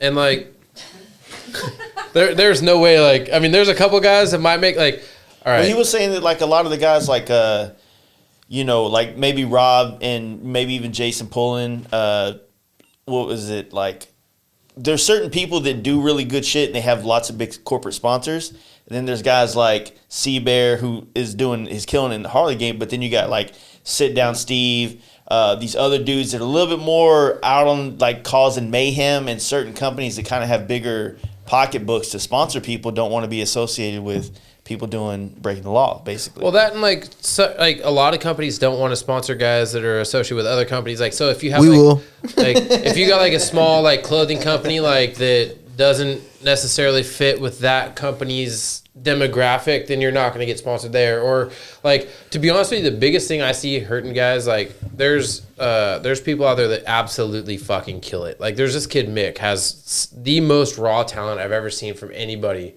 in the fucking planet on a Harley. Like I was out like just dicking off doing one-handed wheelies and whatever else. Dude goes out, drops a hand drag where he's never taken his hands off the bars first try. Literally never taken his hands off the bars. Drops a hand drag very first try and scrapes. He must be long and lanky like him. No, like so, but he just reaches back and his knuckles are dragging. But like he doesn't leave his area. Like the doesn't get seen. Like the sport bike world and the Harley community, like if you don't go to where everything is, like if you don't leave and go do stuff, like you're not gonna get help. Like companies want to see your effort. Yeah, that goes with everything. It goes with his company, my company, Lucky Dave's. The bottom line is we use social media to our advantage a lot, but I only grew because I get out and do shit that I do. If I sat here and waited for everything to come to me, then my business would have taken 5 more years to reach this level. You know what I mean? So by just busting your ass, going out there, doing all this, me and my wife don't really take vacations to go do things that aren't in some form or fashion still kind of associated with business. Dude, your vacation, like I saw your last vacation. Your vacation was like, hey, I'm doing family stuff. I'm going to do a podcast real quick with Danny G. Okay, I'm coming up there. All right, hey, I'm here. Do a podcast. We got to drive again. Like, I mean, got to make it all integrated, bro. You were like hustling your vacation.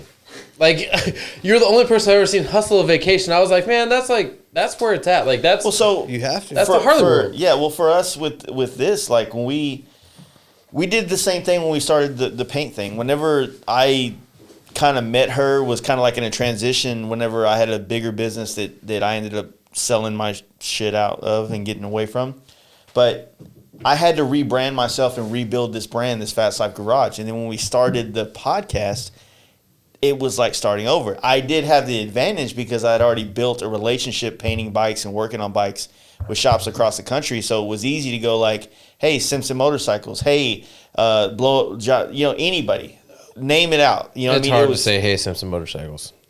that is difficult. Dude, my relationship with him, with Simpson, it started because of the first helmet I painted, and they liked it. And then we partied together at Rot Rally one year, and next thing you know, we're buddies. But I had to go to Rot Rally. You have to do the work and then take the work to people to see it. You can't just... That's what I was saying. That was the whole point of my little comment right there as a joke. Because, like, there's companies that will sponsor you as an Instagram person, right? Yeah. Simpson, like, at least from what I've seen personally, you have to meet certain people at Simpson in person and them see you out before they'll even care. Yeah. Like, they want to see that you actually care. Yeah, I mean, I think anybody that sponsors somebody. I mean, I get blown up for sponsorships, man. You know, obviously, a lot. I do Will you helmets. sponsor me real quick, man? Like, I really need a helmet painted. Like, that'd be great. But I'm just not in a place. You know, I'm a one man shop like you are. You know what I mean? Financially, you can't help everybody, but you would like to, and I would like to too. But It'd be different if it was like, hey man, sponsor me with a Simpson helmet, and then I just go buy you a helmet and hand it to you. I'd be like, fuck, that's easier. I would actually do that. But it doesn't represent my business at all to give you a stock, you know, a stock, just a black Simpson helmet. Yeah. So if I do the paint job on it, then I'm literally looking at this point in time, $2,000 worth of labor that I'm giving to you. And this is the other thing that I will say about a lot of stunt riders. Most stunt riders are not thinking about the fact that if they're not getting money or they're only getting product, what's required of them. You know what I mean? And that's obviously a business decision or a situation where people need to talk more about what's expected, what's required. And then you go, okay, I'm good with the social media post, but this, you know, coming over and rubbing lotion on you, I don't know about all that, buddy. You know what I mean? So you got to be. Would you fuck me? I'd fuck me. Yeah. So there's that part that a lot of people haven't stepped into the more. You learn how to wheelie, right? And then you learn how to kind of have your swag on Instagram or whatever, and you start getting followers. Well, now you have to learn how to market, promote, and then not just sell that. yourself. Not only sell yourself to people, but then you start getting sponsorships. Now your job is to sell their shit in the most organic way possible. And I think that a lot of people in all different aspects of sponsorships don't think about that. If my sponsors aren't selling shit off paying me or sending me product or whatever we agree on, then they're not going to continue to do so. Therefore, full send. I think maybe that's a little bit of that's on the sponsors, because you know you see that a lot in sports. Is like, you know, a lot of the athletes that get sponsored for those big shoe deals or whatever, like they have very strict requirements of what they have to do for those products. And maybe that's missing in the Harley world. Like, I mean, when you sponsor somebody, you got to go, yo, you got to do this. I got to piss, but I want to dive into this deeper because I got more comments I need to get out. So you want to dive in how deep? Not 6 inches, buddy. 6 inches. 6 inches? Where'd the other 3 come from? There's a couple bottles in here. There's some Corona Premier downstairs, a PBR, and I took a full inventory. Which would you like to know about? No, she brought. Oh, you brought them all up there? All right. Can I get a cold one? Because mine are all hot. Oh, this one's cold. We're good. You guys are still on, I think. Yeah, we're all right. Do you know if this is for sale? What? Oh, no. Yeah, so if you guys want to check us out at Social Distancing Tours on Instagram. Check us out at socialdistancingtours.net. You can check out our last ride that we did. Trying to get it back. Our first ride that we did up Highway 101 to Morro Bay. That was fun. I had so much fun, dude. Hey, and Slow it but was fun. it was fun. Slow but Slow fun. was fun. It was fun. Hey, you know what? Sometimes it's not all about just going. Hey, I got to see a lot. We got to see a lot, Too though. slow. We can all agree on that. But we saw a lot. Hey, I'd like. Got to see a lot. Central California this time of year along the coast is absolutely fucking gorgeous. Bitchin'. Just give it to him now. it I'd to like him to now. shout out to Ryan Crucy because he's my spirit animal. With Joey Dorado. Number- Oh yeah. Oh yeah, we're. Oh hey. By the way, just in case anybody's wondering, we are actually going from California to Havasu to party for a night in Havasu, and then we're going out to Crucy Originals in Phoenix, Arizona, and coming back Memorial Day weekend. Have fun. This commercial is over, and it was brought to you by Simpson Motorcycle Helmets It was brought to you by Social Distancing Tours. And Reckless Doing Manufacturing. it right. and Lucky Dave's. Unbelievable. God, people So, these days they can't even keep We up. were with- talking about sponsors, right? So I don't know what just took place, Take your but face serious right now. I'm tired because I just ran up the stairs. So to tie was it like all 10 in steps. with Social Distancing Tours and Lucky Dave's, you know, so Lucky Dave supported us on our inaugural ride last month that we did up to Morro Bay. And, you know, This is obviously not there were bad. expectations that came along with that. You know, they're not just going to support us just to go ride. You know, Yeah. they need something. Video, something. pictures. Everything's a business decision. Yeah, I mean, it has to help everybody. You Yeah. know, so we have to help them. They have to help. You know, they're helping us.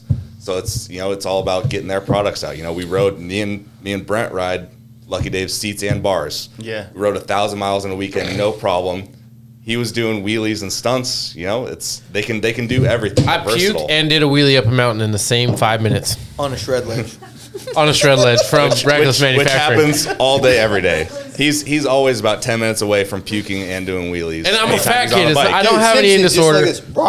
Yeah, I got a system modular. It helps a lot. Back at it. I'm a fat kid. It's not because I have an eating disorder. It's because I have a stomach disorder that causes me to have issues. But at the end of the day, oh wait, we Like were acid actually going reflux? into the story like an hour ago, and now we're gonna get to it.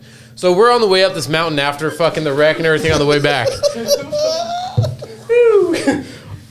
Squirrel. Squirrel, dude, I'm the most ADHD kid that'll fucking back to like.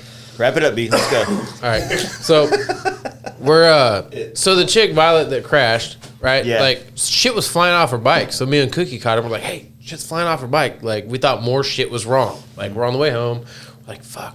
And it was literally we were looking at the turn where she hit the wall. Like we were on the same mountain looking at the turn where she hit the wall. It was right below us. We're like, fuck. Hopefully it's not something important. And we're sitting there and One of like the bar ends? Yeah, it was a bar end. It was a Avon grip bar end that just the bar caps that pop off. Yeah. It popped off, flew back, hit Cookie, and he was pissed. And he's like, fuck. But he was tripping, and thought she was gonna fucking crash. Yeah, he thought she was Well, gonna crash. also one of her, we just found out like last Yeah, week looking at this- her bike that one of her foot peg bolts fell out. So, Yeah. and the other one's loose as shit. So. She's Yeah. a fucking trooper, dude. She's a boyfriend Super sketchy. mechanic. Yeah. So Or just she needs to buy some tools. So like, I went like we got the bike. So we're going uphill. So there was a cop that passed us. I'm trying to go down the hill to bump start her bike because obviously it doesn't start. So we're going downhill trying to bump start her bike. I'm riding this little fucking purple Sportster. It's all like It's Violet, dude. Our Like her word. name. Like- Violet. I said her name like 3 times. But their bike was Violet like her. Yeah, her bike did match her. It was a purple was, fucking Sportster. Like I mean, Violet had a violet bike, and they were both very small. Yeah, well, she can coordinate. Yeah. So, but like I'm sitting there like I felt like Pee Wee Herman, dude, all trying to ride this fucking little Sportster. It looked like it. It looked like a circus bear fucking a football, dude. Like, and I got the bike, turned around, got back up, like threw up real quick, and then literally no Real shit. casual. Like real casual, just threw up real fast. My bike was already running, All right. jumped back on, and we all went to pull back out in the street. And I just pulled it up like, and went around. When I the think of corner you on throwing the- up, I think of that Family Guy episode where they all kept throwing up. 'cause Projectile they saw vomit? They saw each other and they no stop. So, they just keep going. Yeah, no. So there's this fucking Mercedes that's tailgating the shit out of us, like our whole pack. Yeah. And like, so Adrian does not like to ride in the same lane as the rest of the crowd. He won't do it. He will not. He'll ride in his own. He'll block the whole fucking freeway as long as it means he has his own lane. But there's this like Mercedes with its windows down, like cruising, trying to enjoy the coast and whatever else, and like but it was tailgating like our group right in our blind spot. So me and Cookie are sitting like, man, like is this car gonna either pass or back off? Like one of the two. And I was like, I don't feel good, dude. I don't feel good. I don't feel good. Their windows down, everything blue breakfast croissant fucking all over their Those are windshield bomb. in Those their breakfast window. croissants are Like good. they slowed way down I and figured pulled out over. how you can go viral now. Yeah, that's your new. Yuki that's your Wheelies new- 101. Yeah, we got the naked Willie. We got the dude jumping a fucking like FXR over a car. And we got on throw up Willie. Hey, that's Flight 151 Tyler out of Oceanside. Has Like he done anything else since he did that? I'm not even gonna get into that. All right. He's a local homie. Like, dude's blown up. Like, he's cool. He welds. He actually is working really hard to support his kid that's on the way as a fabricator. He's not trying to be Insta famous. Like, he's just an all around good like motorcycle / hard working dude. Like general blue collar guy. Fucking Like, working class He might man, have like 30,000 followers, but he's not one of those people that gets paid by Instagram. He just That has dude that 30,000 jumped followers. that big ass fucking. I got jumped that that bike. many followers. I don't get paid by Instagram either. I have to pay Instagram sometimes what? You know, to market promote your- to yeah. market shit. Yeah. If I want I to, don't even do that. I got to start doing that now. Fuck. I you know didn't what? even know that was a thing until we started the So, social distancing I didn't know things, it and it was has real. that little bar Yeah. like promote. I didn't. Whatever. They didn't. I never went to a business account until I hit 30,000 followers because I didn't want to because we're not all that cool. No, well, I'm just saying, like, the idea was I didn't want them to throttle back my Algorithm. yeah. Dude, now So it doesn't fucking matter. crazy, Like man. now It's all the same now. So like I went like for years. Remember how like that whole like if you like something, everyone else could see it in your activity feed, Yeah. like what you did. I went years. I didn't like a single fucking chick in a bikini. I didn't like anything that had to do with anything other than work. Cause like I didn't even have an Instagram, dude. Like I got hooked up with Eddie at Hellbent Crew and all those other people like without even having social media. Like I just got Facebook because Facebook runs Instagram. So I have to maintain 20 followers on Facebook, even though I don't use it, and to keep my Instagram. They're not followers; they're friends, brother. Okay, well, see, that's how much I know about that shit. Yeah, But you got to get them right. but like, so did all that, and now I'm having a fucking goddamn it, squirrel. But yeah. So wait, no, wait, fuck it, whatever. What were you saying? But yeah, so we were talking about sponsorships and shit. Oh yeah. Yeah, people have to understand. So I didn't know that anything. you gotta I didn't know make it shit. worth it. I could do wheelies. I could do all kinds of shit on a Harley, but I didn't know shit about social media. Oh, fuck this thing, dude. I'm done. I didn't know shit about social media. And that Just was trying what to was tie it fucking all me. back in. Yeah. So I was like, Just trying to help this guy out over here. it was fucking me, dude. Like, Yeah. and this was a couple years ago. So like the Harley game in the last couple years has stepped way the fuck up. When I started doing it, I was like, hey, I'm all right. I can keep up with all these guys. Now I realize I'm old, fat, and broken. And Adrian watched me wreck like fucking 20 times last weekend. And I can't keep Progression, up. dude. Yeah, I can't keep up with these kids. Like the amount of effort they have to put in to learn shit is like way less. Yeah, well, on that note, man, it kind of goes along with sponsorships. It goes along with everything. Dude, I didn't realize how fucking old and out of shape I was until I thought I partied. And then like I said, I started following like CJ Barham and his fucking shit. And I was like, Christ. okay, this dude parties. Like, I fucking party. I have a good time. I feel great. I feel young. Like, I don't feel 38 years old, but I don't fucking have that in me to do, like, be that wild, that kind of whatever. But I got that shit Something out. different. I got that shit out of my fucking I blood feel like a years lot ago. of people. I think a lot of people still do that. But on the note I was trying to capitalize on is the fact that like a lot of this shit is hard. The world that we live in now requires you to do this shit. Like it's like, look, if you wanted to own a business in the 80s and 90s, you had to do what was. If you wanted to have a business that grew and went somewhere, you had to go along with the things that were there. You probably had business cards and had an ad in the paper, and you probably, maybe in magazines if you were a little bit bigger of a company. And you have to do that. Now we have social media, and, sorry to say, but like, you have to do social media. You have to. Hey man, I'm old. Look, I still got my business card in my pocket. Yeah.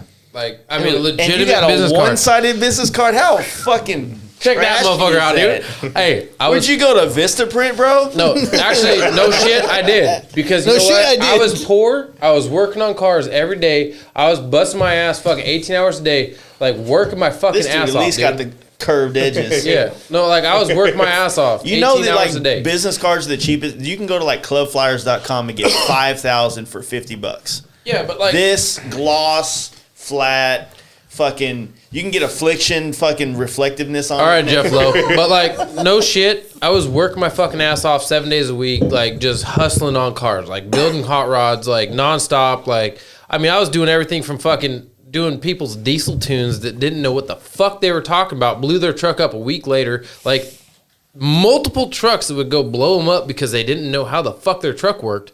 Like, just working every fucking single second of the day. Yeah. To try and make my hustle work. Like, I knew cars, I knew trucks, knew how to build shit. Yeah. And that was the best I could afford at the time. But you know So- what? They helped. The way I see it is like when it comes to all this stuff now, like it's just what has to happen. Like you have to do things on social media. If you're somebody that has a skill, a talent, or whatever the fuck you want to call it, you have to do the same thing. You have to show the world that otherwise, like, how are you going to make money at it?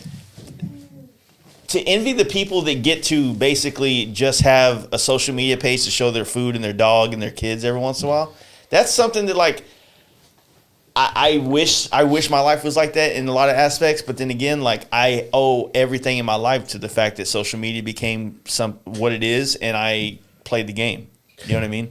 I mean, like we were talking about earlier, like downstairs.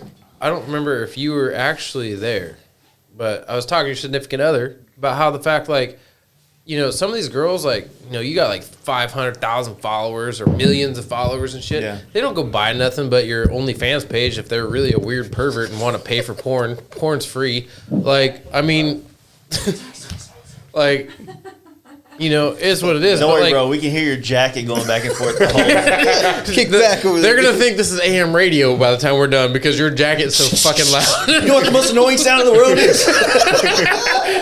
But like there's like we were talking about, like there's those people that have like the 100, like these chicks, like you just scan through and you're like, oh, that's boobs, but all right, cool.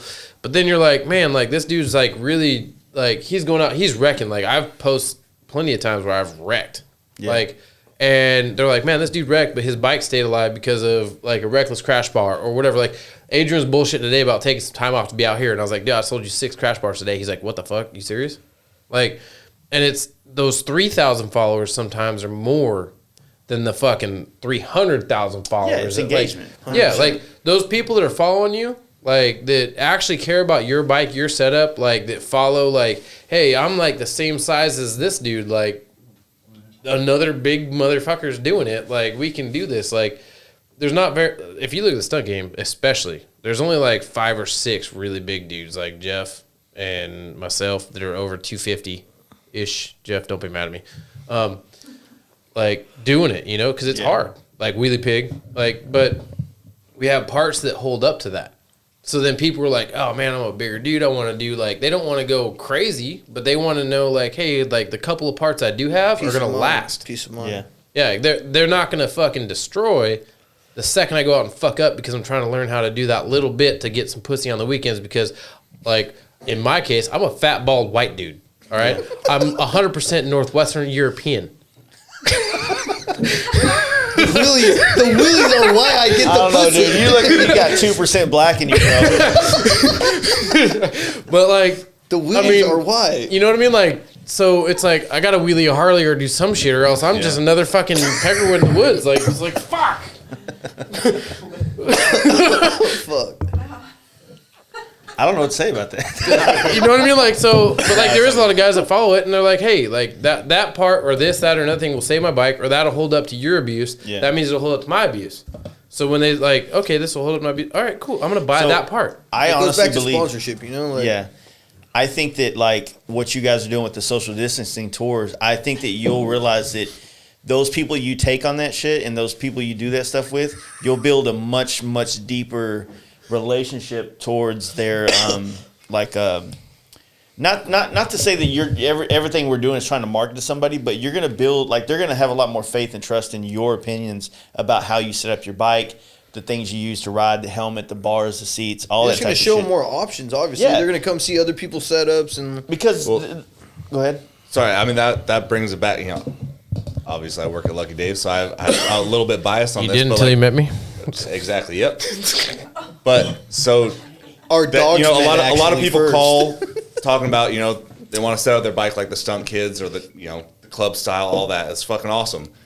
But something the social distancing tours, especially Brent being, you know, involved in it, starting it, is that we can ride 1,000 miles on these seats and bars on a weekend, Yeah. stunt, and then ride 1,000 miles back. Yeah. Like, you can do everything you want to do on these seats and bars. I mean, I Just I not a ride clutch the cable. seats. Right, exactly. Yeah. But a lot of people think that, like, oh, these are just stunt seats, or like, you know, whatever they think. It's like, no, you can put in 1,000 miles on them, no problem. It's just not one purpose. It could all Right, around you. exactly. And I've always said that, like, you know, me and you, before we actually met, I used to send me these long messages talking about stunt. I was like, look, dude, I don't give a Slide in shit my about DMs. stunt riders. You were like, fuck stunt riders, and I was like, look, dude, but I have a shop and I need shit painted still. Like, you're like, you know,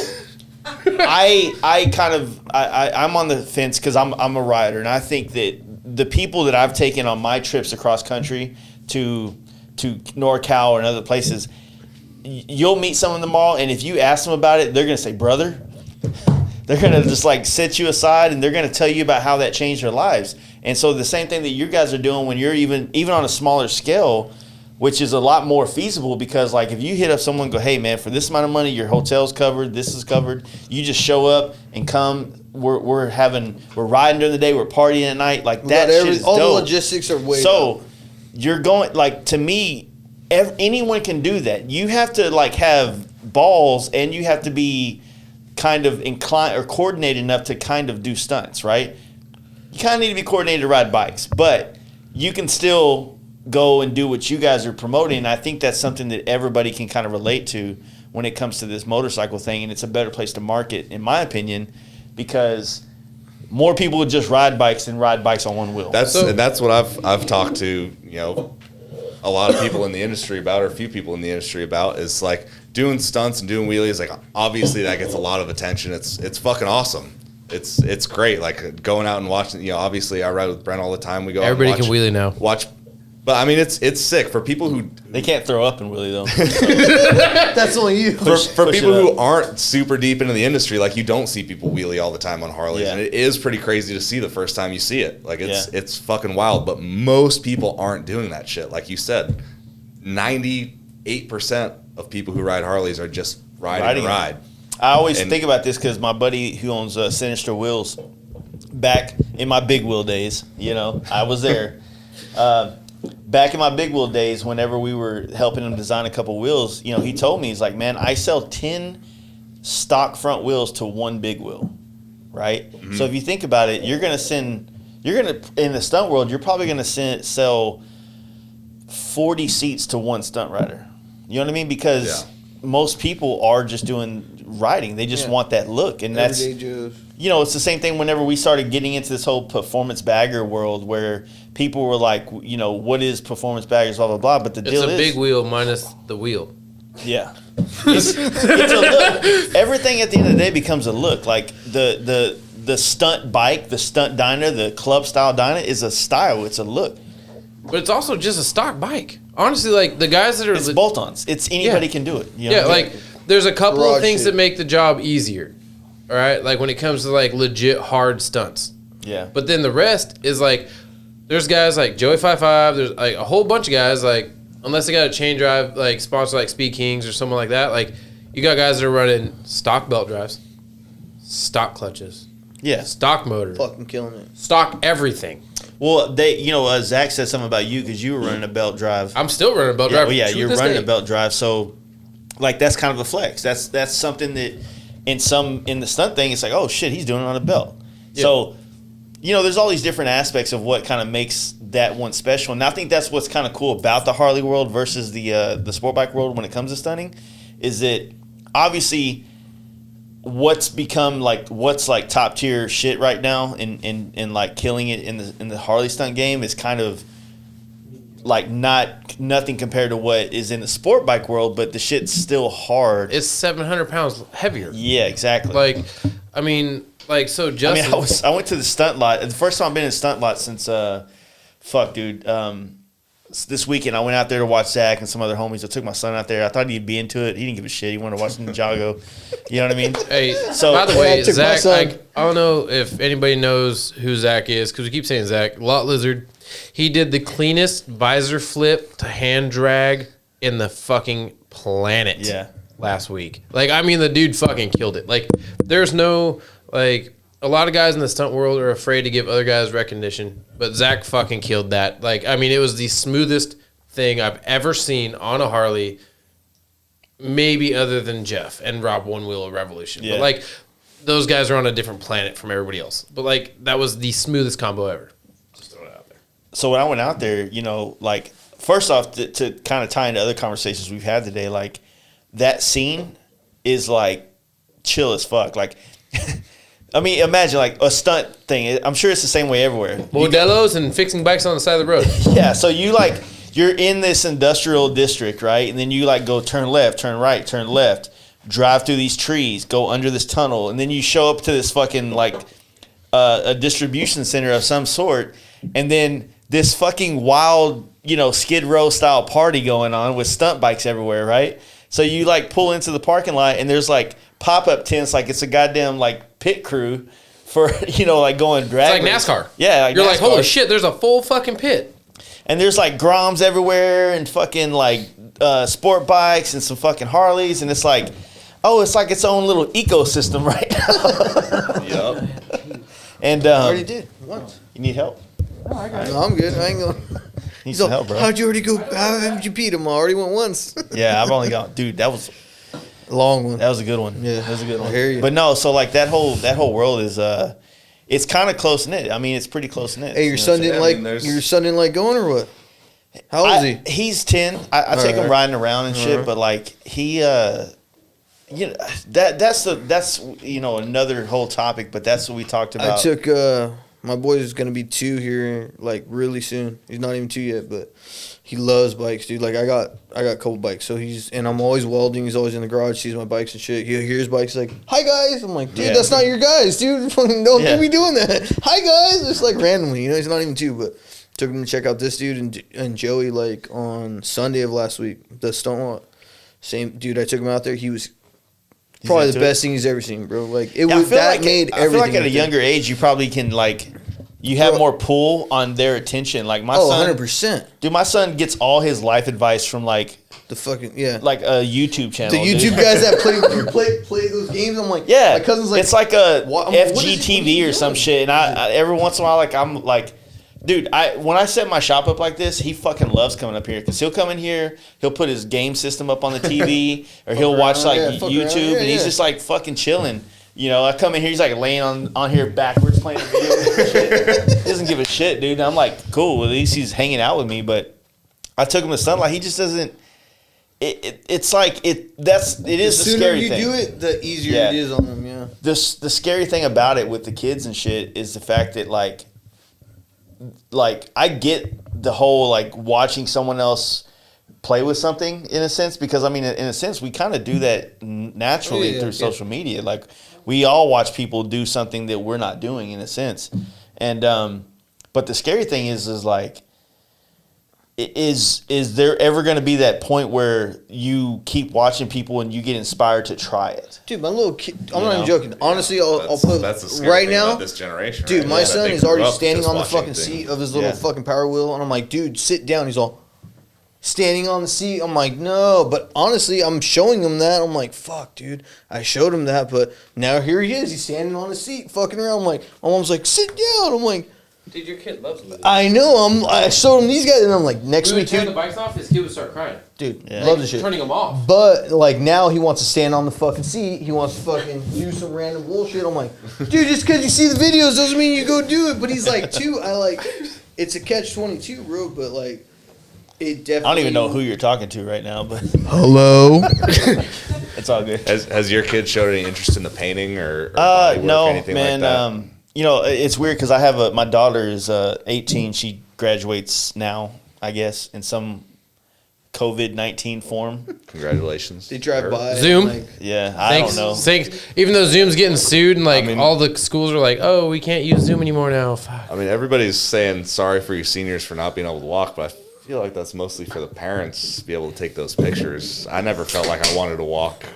Well, you know, Never my did daughter. walk like that. So in my daughter's case, like she lives in Oklahoma. She's a star soccer player. She got a scholarship to go play soccer. Nice. And so she got to experience high school as a more like popular athlete. Yeah. Right. Yeah. So things like homecoming. really bad shit. Yeah. Dude, my senior year, like I was there for like Didn't mean shit. 25 days. I was fortunate my dad went to jail in my senior year. So I was like, I'm taking care of the family business, which was selling weed, but I wasn't selling weed. But that's why he was in jail. I was just like, I made some shit up and they bought it. At least you weren't a super junior. Yeah. So, I mean, I graduated, but like at the same time, like I didn't give two shits. I never once in my life of high school went to a homecoming game. I never went to one football game. We won state twice, I think. Damn. I played basketball up until like a junior year. Michael Duran tattoo. Huh? Tribal armband with a Michael Duran tattoo. Yeah, I mean, for sure, some people are missing out on prom and stuff like that, which are a big deal. But Yeah. as far as like the walking and stuff like that, that's for parents. It is, but yeah, I don't know, man. Like, who's to say like what? I mean, how old are you now? 28. All right, so you've been out of high I school. thought you were 30 for the longest time, dude. Like, I thought you were, like, up in the 30s with the rest of us old people. Nope. So high school reunion this year? Fuck yeah. 10 years? Yeah, feels weird. Yeah. Feels like yesterday. Are you Dude, I'm going coming up to your high school next year's reunion? my 20 year. Fuck, dude. Yeah. Yeah, you going to your high school reunion? So check this out. So like, I graduated in 01, right? Mm-hmm. 2 years later, MySpace comes out. Damn. Was Tom your friend? Holy fuck. I think it was all of our friends, bro. I mean, you could delete him. That's, Think about Only like, the cool kids dude, deleted Tom. that really puts things into perspective. Think about it like this. man. MySpace music. How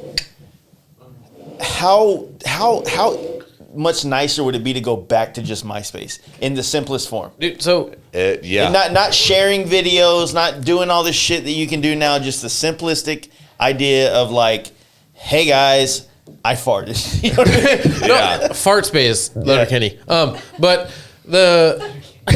so like MySpace, like it taught a world of programmers that we have now. Yeah. Like how to program because Dude, back I in the day, fucking like you had to fame like stars and straps things Yeah. falling down whenever you got on my shit. like Fuck you it. had to legitimately understand what the fuck was going on in the computer world at the time to know how to make your MySpace legit. Like you had to understand HTML files and like how the code read to make sure that your stars fell I didn't and like shit understand worked. it. I just knew if I Copied and clicked pasted from the copied website? and pasted, shit popped off, dude. Dude, but if you edit You that get a on little my bit, page and Rage Against the Machine comes on, Gorilla Radio up this it's bitch. the same rotation. Hey, can I I'm trade you next. some weed if you do my fucking MySpace, please? Yeah.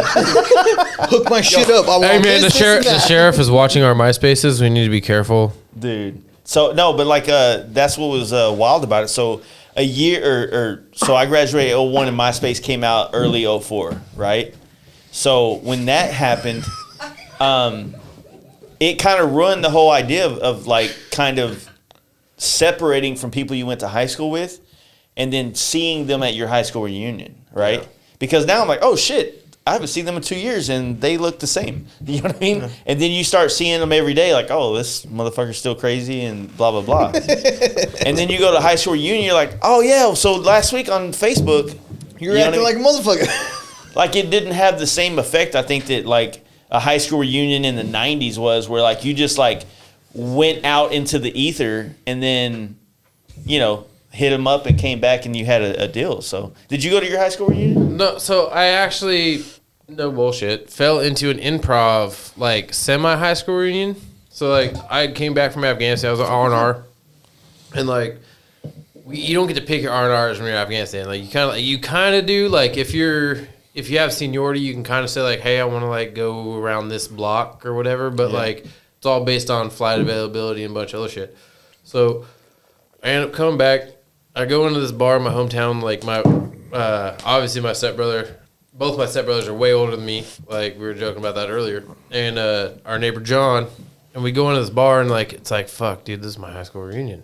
And then no shit it was. Yeah. And it was all the kids I flaked out on in football, dude. Like, because I, like, quit football to join the Army and shit. And I was like, Bitch, I'm Patrick Tillman. And ho. they're like, hey, I'm still living at home in my mom's basement because I never fucking made it because I'm a big piece of shit and I just sit at home. Yeah. And I'm like, oh, that sucks. I actually get paid for a living. And then everybody was like, fuck you, dude. I'm like, okay. That was my high school reunion because I throw fell football into over it. those mountains. Like, yeah, I got the like Uncle Rico everywhere. Yeah, And I was yeah. like, God damn it, dude. Like, and like guys like that I actually like liked that were like in like the linebackers with me and stuff Stole like your that. seat, bro. Yeah, I did. I'm just fuck yeah. Sure.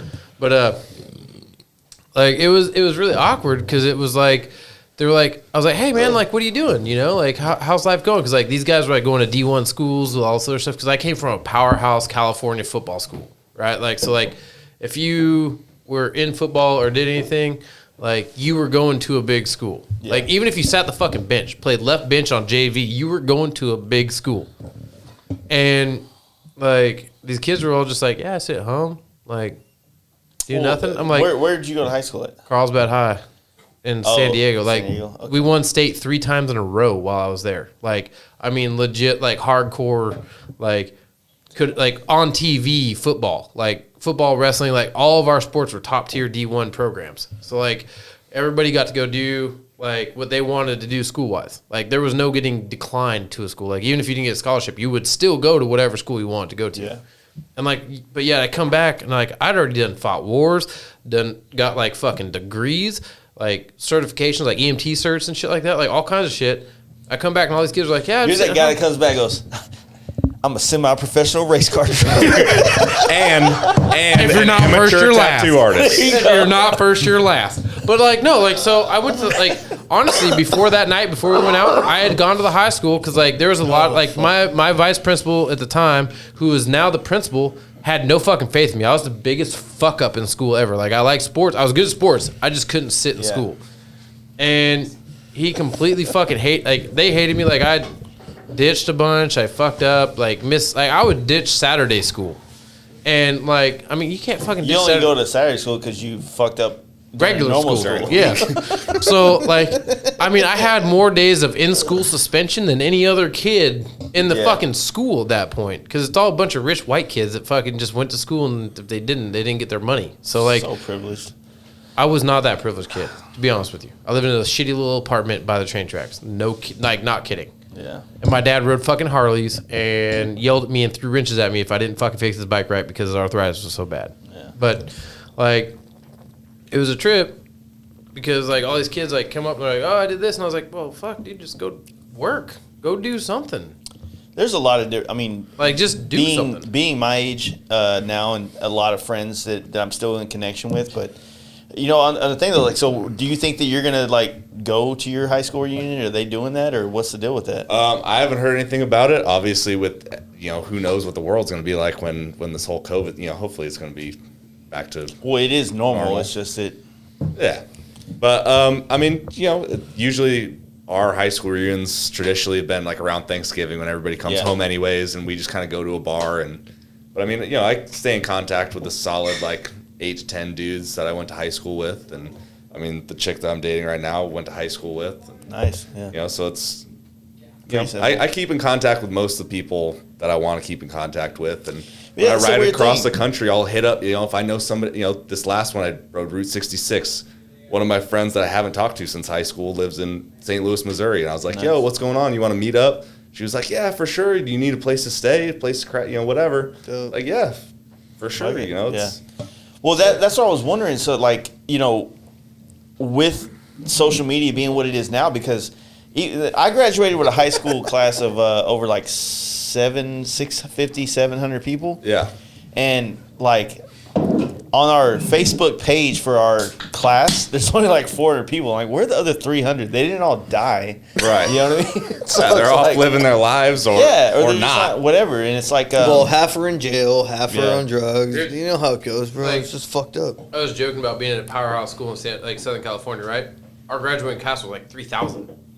And it's like, we had like 3 different campuses, like with an expulsional school, so you were still part of the same school. Like, you went to a different But you're campus. a fuck up still. But you're a fuck up, so you would go do hours instead of like actual days. schoolwork. Yeah. No, it was like being on probation. That's where I was at. Yeah. And like, it's like, holy shit, dude, like, where did everyone go? Like, all these kids went somewhere in the world. It's crazy. well, the question, the real question I'm having is like, what's this guy doing? Wait. That's the question we're Whoa. having right now. What's this guy doing? where's he going? That's good. He's gonna go to the gas station. Oh, okay. He doesn't know where the gas station is. We'll figure it out. He'll It's be all right. a straight shot. Be all right, yeah. So no, the real question is like with the world we have with this complete connectivity now of like being able to see everything. Is high school reunions out of the question? Is it worth even going or? I mean, it all depends on the person. I mean, like we were talking about earlier, how we can't get service in here. It's, do you enjoy being in a room with people, or do you want to see them through a fucking screen? Or is like the whole concept of a high school reunion more of a narcissistic type of mentality? For some I'm gonna people, go for Brett. sure. For some people, Like, for sure. check But this out, bro. sometimes Like, you go yeah. back and you just, you You just want to see what Just kick people it. are up to. You I'll know, be honest, it like, depends on I what want mindset to you go flex. into. I want to go back to my school. Check this shit out. Yeah, you're doing The some only legit person shit. in this fucking room right love it. now Look that could now. legitimately go flex is this guy. Like, he could walk on to the fucking Patriots right now. Like, the dude is fucking 240 pounds and jacked. 100% not true. Yeah. 100%. Totally could murder I've somebody played with and kids. have a Netflix show in a couple months. I have Yeah. played with kids who have gone to the NFL. I 100% am not. Nope. Not. No, but that's like, a different I'm kind of saying human being. That's just because you don't like to Absolutely run. not. That's just because you don't like to run. No, it's not. What That's a position did you different. play? That's a. I was a fourth string walk on tight end. I do not You have could the be an athletic NFL ability. walk on tight end. I do not have the athletic ability. Anybody who says like, "Oh man, I played high school football," yada yada. Anybody who played high school football didn't go any further. You could not be in the NFL. I'm sorry, you couldn't. You couldn't go any further than that. Burn. That's you. Damn. Burn. Dude. All you Ricos Crashing out there. fucking. Honestly, crashing dreams. if you say that you go to the NFL and you didn't play any kind of college ball, you didn't put in the hard work. You have You no didn't idea. do enough steroids. You didn't play enough with enough good people to realize that you're not good enough to go to the NFL. I mean, the level of athlete. Like I played with this kid Corey Davis, who plays for the Tennessee Titans. He was taken number 5 pick overall. He tied with Khalil Mack for being the highest Mack player ever to be picked in the draft. Yeah. He's buying beer. Different type of athlete. You see that kid play, especially in college, and you're like, Text him. Tell him to get beer. that's a different kid. No service. That's a different kind of kid. What's his Instagram? Are you looking for a dude that's been on? That's They're trying to find more beer because we done drank Jason's shop all out of beer. No, there's somewhere, but he went to get his jewel deal. He needs to get his. He needs to find a robo dick. Douche He's flu. doing circles around the shop right Douche flu. now. Well, at He least I don't can't have do to hear the circles to save slicker his going, life, dude. You're on AM radio with the Fast Life podcast. What's his Instagram? He just Doe. slayed it Billy because Doe. he Billy Doe. Slide Glide 88. Oh yeah, he changed it. No, he fucking changed did. it. He did one by accident rolling burnout. Changed his name to Slide Glide. Anyways, One tell him by to get- accident, Hey, bro. tell him to get some beer and Marlboro Smooths. Oh, And it's paid for. private, so you just gotta handle that. I'll message his wife. She'll yell at him. Don't throw I him got on no blast, service. dude. So, like, No, but what I was getting at, what I was just trying to say is like thinking about it just naturally in this conversation, thinking about like high school and social media. We were talking about MySpace and how that really changed the dynamic of like going out and kind of like the other night, me and my wife watched one of my favorite movies from the early 2000s was Just Friends with what's his name? Fucking Deadpool. Yeah, Ryan Redpool. Ryan Reynolds. And it's a funny movie, but I just like that concept of like, you're this guy in high school and you take all that social anxiety, all that kind of humility, and you apply it to your life once you're not forced to be around these people anymore, and you make yourself more or Use it as less fuel and shit. Yeah. yeah, you feel yourself to another level, and you kind of can't do that now unless you're like one of the few people in the world that can like do things in life without being on social media. no, like, I mean, it's weird I hate because that shit, like bro. you see like some people like you might like see their Instagram and be like, man, this dude's like killing it or doing whatever, like whatever. But they might be a completely different person in real life. Like, so for me, if anybody goes to like a stunt lot or whatever with me and stuff like that, like they might see like, oh, he does wheelies, he hangs out, like, because I'm posting certain things because people want a certain image on Instagram. Yeah. But if you go in real life, like Adrian saw last week, and like I'll sit there, I'll have my music on, I won't talk to nobody for hours, dude. Dude, Like, I have my son there. I This won't. dude's like talking to my son. It was all cool, It was cool. Yeah, Like- so one of the things that I try to do with like my social media and my brand as a whole is I try to be the same on both sides, right? I'm the exact same guy that I try to put myself out there to be. And same thing with the podcast. Like, I try to be the same across the board. And it's kind of a lot of work in a sense because you're trying to be authentic, but you're also not trying to be like, I'm not trying to put the things that are kind of depressing out there because I don't want to put something out there that's kind of like, 4,000 dudes are going to be like, hey, dude, sorry for your loss. Yeah. Like, dude, it's a fucking like belt. pulley broke or some shit. You know what I mean? Like, Ain't no big deal, dog. Don't trip. yeah, it's not a big deal. I don't need RIP, this going on and all that shit. Dude, like, But it is hard. Like, all you post is like obviously your accomplishments or whatever. But like, sometimes there's failures, and you kind of want to show that. Yeah. You want to as show well, you're a but regular but person. it bro. is hard I always to show. want to show my failures after I found a solution. That way that I'm not posting my failures looking for a solution. Right. If that makes sense. And the other thing, like, I try to talk to people about this a lot, is that, like, the one thing about social media I think a lot of people don't think about, because naturally we post the better parts of our life, if you ever feel like you're not as happy, progressed, or whatever is depressing you in your life, look back at yourself. Just look back at yourself. Like look at your years ago. timeline Yeah, fuck yeah. that you've been posting for the last 5, 6, Yeah. 7, 8, 10 years of your life, where you're literally posting all the great things. And if you can look back at those and be like, that was actually a great part of my life. I wasn't faking that. That was real. That was real. It can kind of like Get you through it can kind of like show you that, in the last 10 years or 5 years or however long you've been on Facebook, MySpace, and social media and as a whole, like, you can find that, like, I spend more of my life being happy than I actually do being sad. It's just that the sad shit feels longer. You know what I mean? Definitely. And especially Instagram, unless you're posting every day, I don't post a ton, but every once in a while, it's like, I've broken computers and phones and stuff, so I've lost a lot of the pictures along the way of like cool dude, shit. sucks. Yeah. So sometimes I do scroll through my timeline. It's like, oh fuck yeah, that one picture brings back Yeah. so many memories of a certain trip or a certain time you had with somebody. Yep. And it's that kind of shit is nice to have just kind of on the internet forever. Yeah, it's just sometimes. it's a reflection thing, man. Like, if a lot of people that find themselves in more depressive states, you know what I'm saying? Like, don't get me wrong, dude. Like, I fucking deal with it. I can wake up one Saturday and some dude can post a paint job, and I'm like, fuck, that dude's fucking raw as shit. And it just depresses me because I'm like, why did I do that, dude?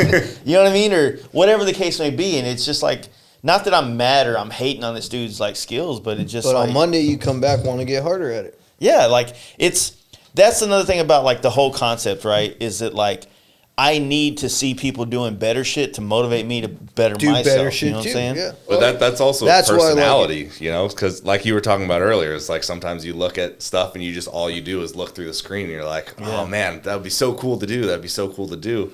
And unless that motivates you to actually get up and do whatever, then it's kind of all for nothing.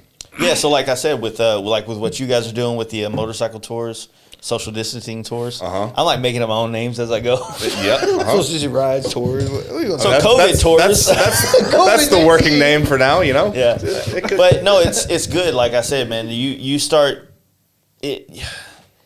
It really does feel great. It's a gateway drug. Yeah. To get everybody into like, learning what's up. I mean, we got like a bunch of people from all different walks of life, like, that are all from different weird areas, like rural areas that might not have like a big scene, hey, like, go follow this person, go follow that person, like, not knowing who to follow. Yeah, think about it, dude. Like, we're in Dallas. When we all got into performance club style dinas, there was nobody. Dude, when, like 2 years ago when I was down here for the second Giddy Up, it was like, oh man, like, choppers are the shit down here, but like the Austin, Texas guys were like killing it with the fucking the ATX crew with their like performance dyna stuff. Like, they were like the top dogs because they were the first people to performance dynas. They had FXRs were like at that time area where I was. They're just from Austin, so they got more love clout. than the They rest got more of clout. us. But like, There was all these guys in the background. Okay, I'm not on the screen. That were pumping people. gotcha. Like, I mean. No, they're good, man. There's a lot of dudes down there that like were solid into it and pushing it and things like that. But like a lot of people in the motorcycle anywhere, a lot of people are looking, and I don't mean this to be a dig on them because it's not. I'm just saying in general.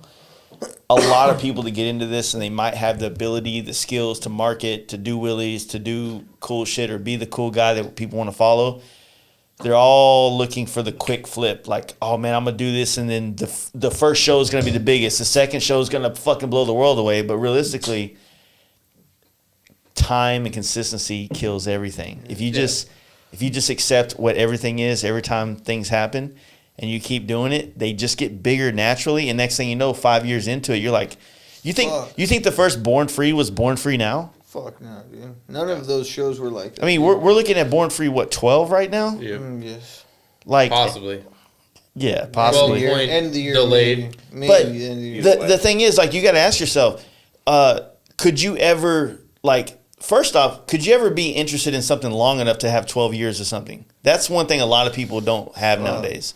Like, they're into this, and I joke and I talk shit about people in the motorcycle industry all the time because dudes will, like, fall in love with Dynas, and they're like, oh, I'm Dyna Bro. They got their fucking barn shield upside down and everything in the world that lets the world know they're a Dyna Bro because they're so happy to be one. I don't right? even want to ride Dyna no more. Fuck my And then, like, they go hang out with their redneck buddy one day, and now they're into 4x4s or ATVs or some shit. Now they got big wheel ATVs with stereos and shit. So it's like they were never really. Those are posers. Those man. deep They've dish. always They been are posers. We were talking about posers. that. It's Those like deep dish, skateboarding, all or that those shit. deep dish diesels. Yeah, We were we were like, just why the talking fuck about is your shit. rim 32 inches deep? With Like no it does sidewall, nothing. What the Yeah. fuck are you doing? You know. But it's a difference, right? So those guys, I mean, what those guys are, what we as people that sell shit, hey, buy this shit because you want to be cool. Hey, come buy the seats because you want to be the cool guy.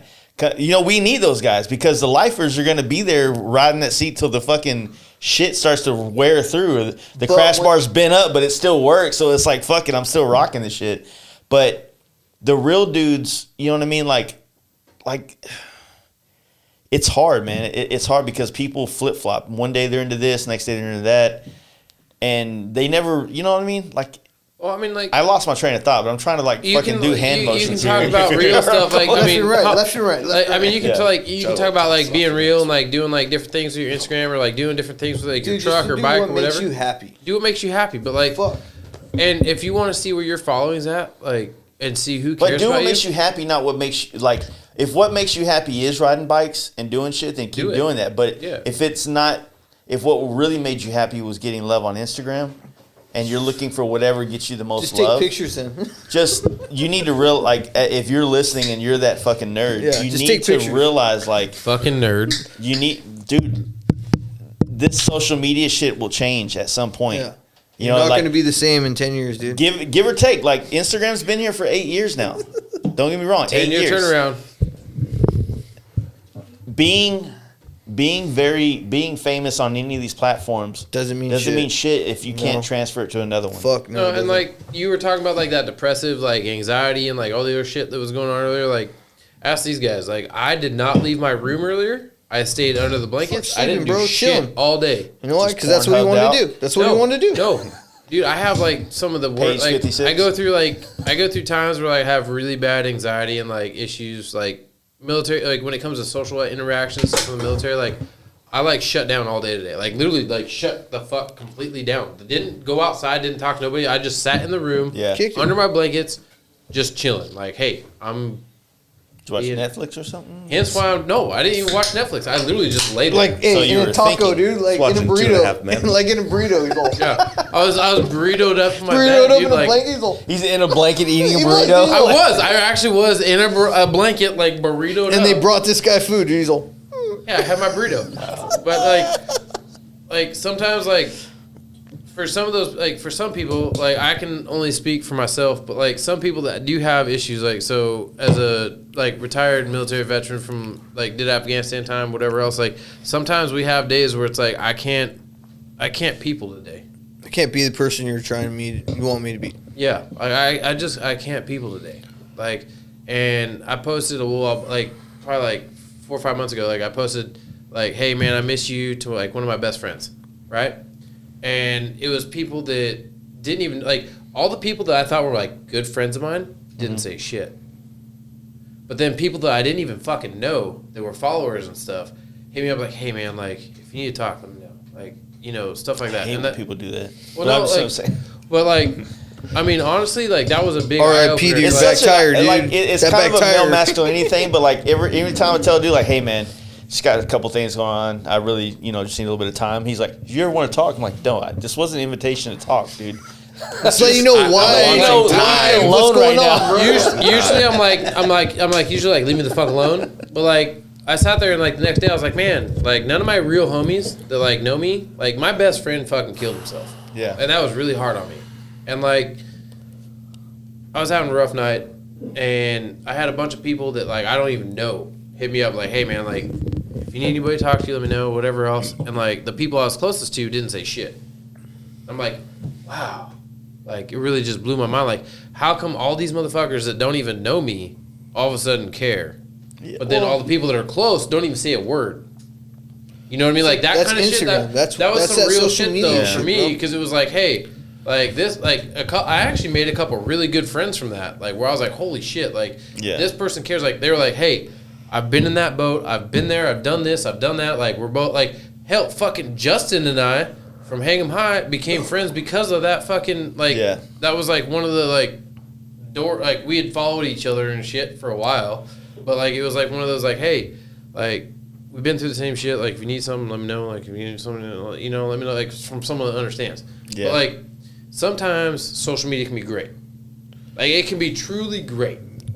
Yeah. But then other times it's like, man, fuck you, you're cool, we're out. Yeah.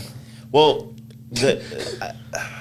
Sometimes it's like, you know, when you know somebody though, and they post stuff like that, like you see them on a day to day and they seem fine. Yeah. So when they post, you know, you post something like that, it's like, oh, you know, those guys you are- know, R.I.P. so and so, you know, yeah, you feeling something, you know, you posted it. It's like, does it feel like something that you need to reach out about? Because you see them on a daily, and it's they seem all right. you know, my brother used to bring up like depressive things, like talking about that, and I never really wanted to talk about it much on this podcast because we're not experts on dealing with Yeah, depression. none of that shit. But it's necessary for anybody that has those kind of thoughts to have those. You need to. You need, but you also got to Express them, understand. You got to understand that like life is supposed to be hard at times to push you. Makes you stronger. The difference is, Yeah. which I don't know anything about PTSD. I just know life PSD, right? The fact that like every day is a struggle in one form or fashion that can be overbearing at times, where you feel like the whole world, like this baby mama's this. My daughter thinks I ain't shit because I can't come to every soccer game. My wife wants me to be more of anything, you know, lay it on the table. The cards are spread out, whatever I need to be, right? Then you got business, and then you got fucking friends, and then you're someone like trying to be the inspiring spread one thin, ever. dude. You're spread thin, Yeah, fucking but thin. but you're spread thin, but things are like you're financially okay. Yeah. Right. It's good. So It's now just- you're like, okay, I'm spread thin, but my bills are paid. So this is what I kind of have to do to maintain. be. I gotta keep Maintain. working. I gotta keep grinding. I gotta So- do it. Exactly. Hard times are supposed to be in your life. I'm gonna watch my words right here, and if I say it the wrong way, I apologize to anybody that takes it the wrong way. But hard times are here to make strong men. Period. Make you what you're supposed to be. The guys that went to military did some hardcore shit, and I get that. But life, y'all chose a harder path than some of us. Oh, we got a saying that But- says "nut up or shut up." That's what separates the harder men and the harder men, right? Yeah, So like- you chose a harder path. You went and did some hardcore shit. You came back, and now you have to deal with the hard shit that we all have to deal with. Yeah, So no. it's tough. I Oh, get that. definitely, 100%. Nut up or shut up. But also, like, you got to know, like, when it comes to that kind of stuff, like, you got to know, hey, man, like, I'm not feeling myself. Like, I need to reach out. Like, I need to talk to somebody. Vent I need to out. hit a homie up. I need to Dude, be I able to had- fucking I had say, You need to get professional help. Yeah. At that Yeah. point, because some of us aren't like emotionally capable. If I can zoom into his face, Yo. you need professional. you need to go right now. I gotta piss. It's all my turn. I'm saying is some of us are emotionally capable of handling. Like everybody can say, count on me if you need somebody to talk to. All that. But all not day. everybody can do that. Dude, shit. if you talk to me about some, you know, if you If you start crying, shit, I'm like, bro, Hey, so- I can't handle Yeah, that I shit. can't. Yeah, Dude, so I can't. I'm gonna do a little. I'm gonna do a quick throwback while I Jason's can't pissing. relate. I can't handle Why did the that girl shit. fall off the hey, swings? I'm on the same. I'm like, I get awkward. Yeah. I'm like, what the fuck? She had no arms. What should I do? No, I What I could can't I do to handle make that you shit. better? Nothing. I'm like, fuck. Do you think your friends like that? I know. What the Yeah, fuck, he'll- dude? I'm Call pretty sure that he really motherfucker died. and tell him to get He'll more be beer alright. and more cigarettes. You don't even smoke cigarettes. I'm going to smoke one. He's Does gonna anybody got a look, doink? I hear- That'd be he's I hear looking for something. his jewel up and down the fucking freeway. Everybody go check out at social distancing tours on Instagram, socialdistancingtours.net. Dude, come We lost the .com. If anybody owns the .com, go Give it ahead back, and let us motherfucker. know. We Hit us up, pretty slide into much those know who DMs. took the .com. Who? We definitely don't know who took the .com. If you know who did, go ahead and let us know. Every pee break I got to do your own commercial. One- Hey, I threw a Ryan Christie joke in Yes. there, dude. I was like, hey, how the girl follow the swings? What? How the girl follow the swings? I don't remember. She had no arms. Fucked up. If you have no arms and you fell off the swing, dude, this guy didn't mean anything. He's fucked up. Yeah, dude, that was a good point. I don't know what else took place once I left, but Oh, there's Billy. There's he is. Billy. Here we go. He's back. Just good. Look, But no, that was a good point Did he get because married? like probably not. You, Because no you one can't texts him. expect everybody to reach Yeah. out and, Yeah, and, no. and be able to even help. to know, like, I mean, fuck, dude, it's kind of hard to. Here's the deal. You can ask my brother. I'm not the dude. If you're thinking about killing yourself, don't talk to me about it. Yeah, I'll me tell too. you to do it. Don't, dude. Pussy. Yeah, no, like What the fuck? You got this shit talk- going on? Like we had this talk on I'm the way not here. the dude. Like we had this Fuck, talk on me the way too, here. man. A lot of guys like if you've made that decision, like I've done a lot of psychology classes and a bunch of other shit, like either in the military or out of the military, just because I wanted to understand what the fuck was going on, right? Yeah. And there's a lot of people like once you make that decision and you come to peace with that decision, there's no stopping it. Mm-hmm. But it's the people that like need that like just someone to talk to, like someone to reach out to, whatever else, like you know, and that means the world to some people. Like even if it's like someone you don't even know, sometimes that's the best person. Yeah. So like, and I'm not trying There's to like no go judgment on dark or someone that nothing like doesn't that. know Like you. yeah, I'm not trying to go dark or nothing like that. But like at the same time, like I do want to advocate for if you're a veteran and you need help, like I will always be there. Reach out to my Instagram, reach out to whatever, and we'll make sure you get the help you need. Like I don't want to leave no battle buddies like stranded. You know what I mean? Like that. Like That's it tough would be one. it would be wrong of me to not be an advocate for that. Yeah. Not to You know take what I care mean? of people. Like- Yeah, take care of your people. Like I said, the stuff that like people will deal with when they go overseas, like it's very foreign to guys like myself who Dude, has it's a whole different Me fucking too. world, bro. Like But I've seen it's little everything. kids So- smash each other's heads in. Yeah. So when you like, it's a touchy subject, but like Yeah. when you have like Harleys. when Kobe died, right? You know, everybody and their mom was like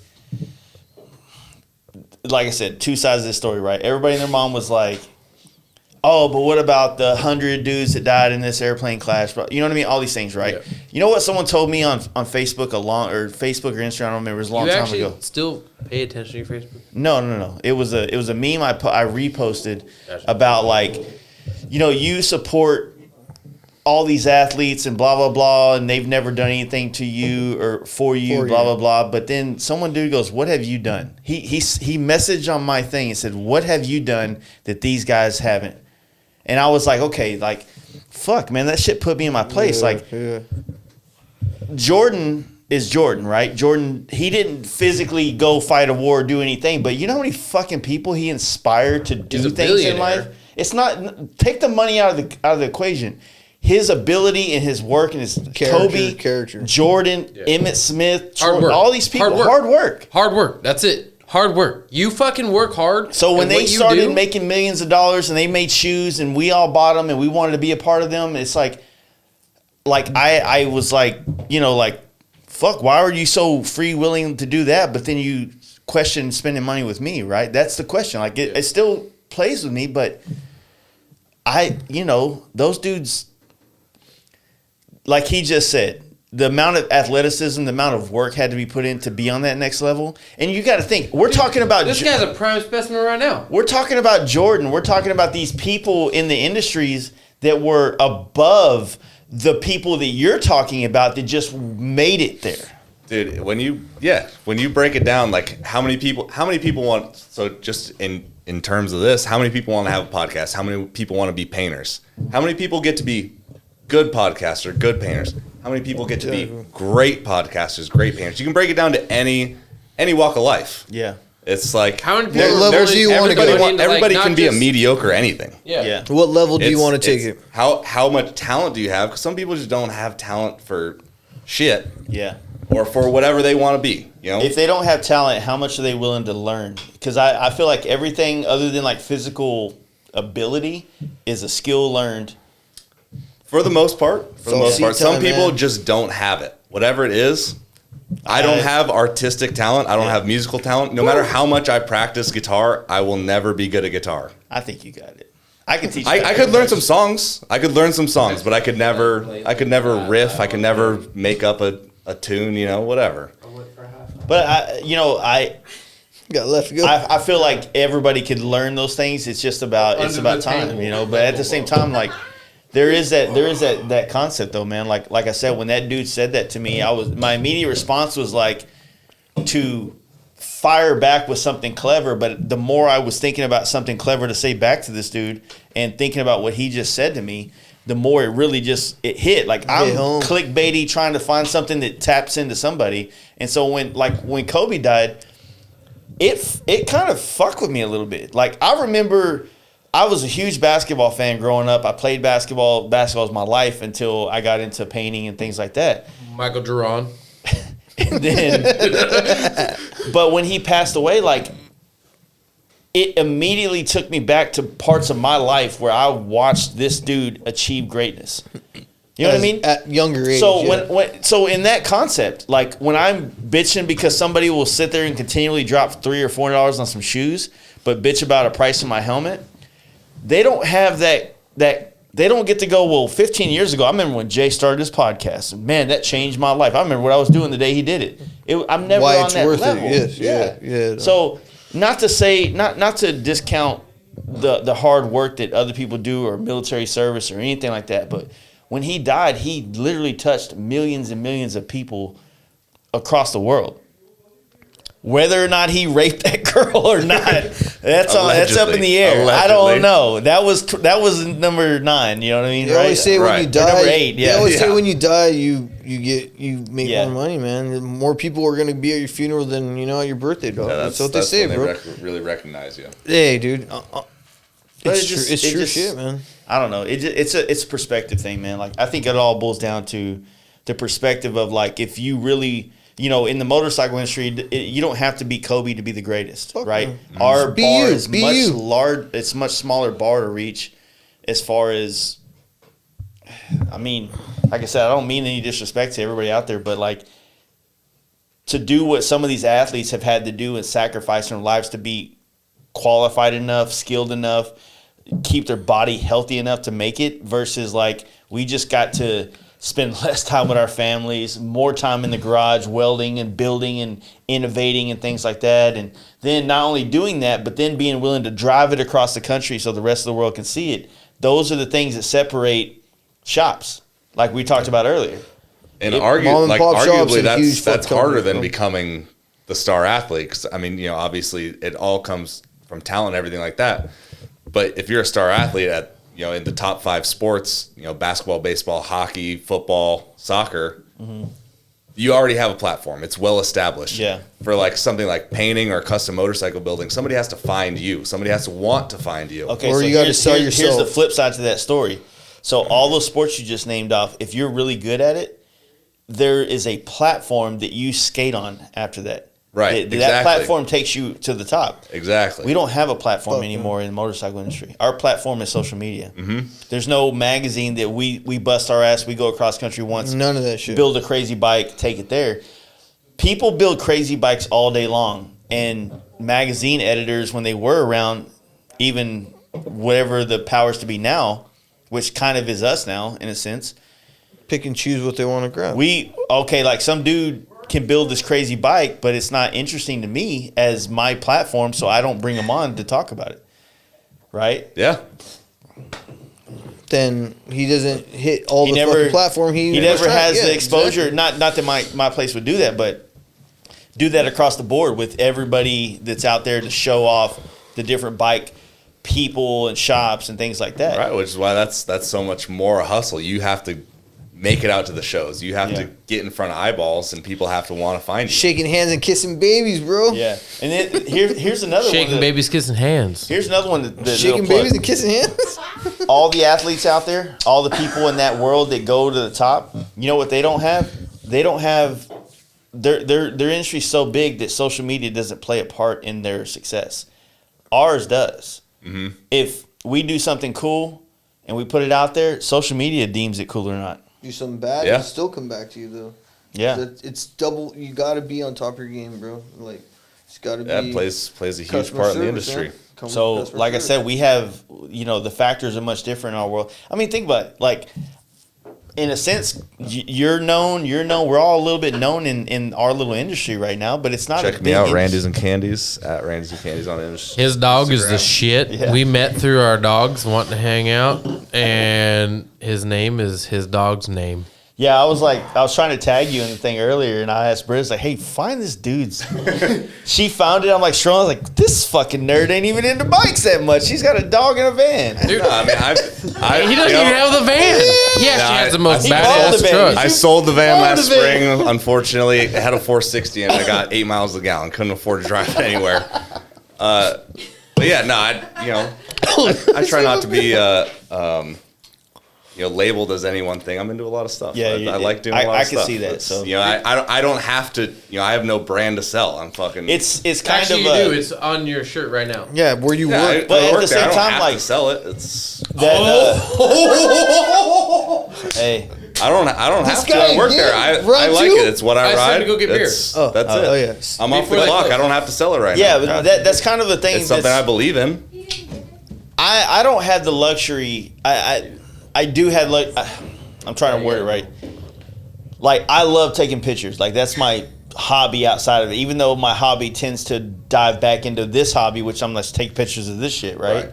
But Visual art. yeah, but so like your social media might be like you might have the luxury of stepping out of your job and going back to like or just you know what I mean. Like my social media is like me out of the place. I'm not Lucky Dave's, right? Right. So you're not thinking like everything you do and say and think and breathe and decide to wear is representative of Lucky Dave's. Exactly. It's a completely different game. Yeah. I have nothing to rep. I'm just putting myself out there, which Yeah.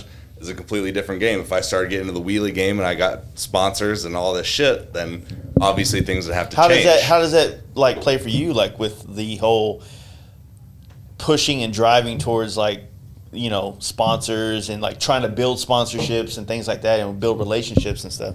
Well, I mean, honestly, like you gotta have brand consistency when it comes to certain things. Yeah. Like there's obviously brands that can support up to a certain level and then they can't support past that level. And like where you guys like, so my buddy Rob Letty, he's a painter out of Houston, right? Mm-hmm. That painted my Valhalla helmet. Yeah. He just messaged me, which I don't get on my phone, but I get on my watch. Don't know why. But he's like, hey man, like I'm really glad to see you happy up there and like drink some beers, drink one for me, like whatever else. Like dude's super rad. But like things like that where it's like, all right, well, you're not gonna pay me to do more or I'm not gonna pay you to do more, but you can still say like have a positive influence on me Yeah. if someone asks. You know what I mean? And then there's the guys where it's like, well, if you don't ride for me, then fuck you. Yeah. You know what I see mean? that. Like, yeah. like if you aren't running my shit, then fuck you. And it's like, well, what if I don't like your shit? Like, what if you change stuff and I don't like it? You know what I mean? Like, plain and simple. Like, when it comes to a stunt game, like if you don't like something, you're not gonna run it. Yeah. Like, if you're not comfortable, you're not gonna run it. And it's hard because like sometimes companies will have something where you're way more comfortable with XYZ company's shit, but you're sponsored by another. Fucking Billy's gonna die. But you're Hey, No. not everybody gets to live, bro. no, but you're sponsored by like say If COVID didn't get them, that Yeah. road glide definitely would. yeah. But like I mean you might be you might like XYZ company stuff, but you're sponsored by ABC company. You know what I mean? Like so you're stuck in a weird position and then like that company might take a leap and all of a sudden you're not good anymore. But then you go and like do what like we did at the lot last 2 weeks ago. Is there any more of these? Like where we're like there's some of us that like hey we're working our asses off, people don't know what we're doing like because our Instagram doesn't show it, Yeah. right? Like we're grinding to make some shit like be real. And like Instagram might not show it, but like it's happening and then Get once to it it, does my happen guy. you're like oh no shit, so then that person jumps past that brand. Yeah.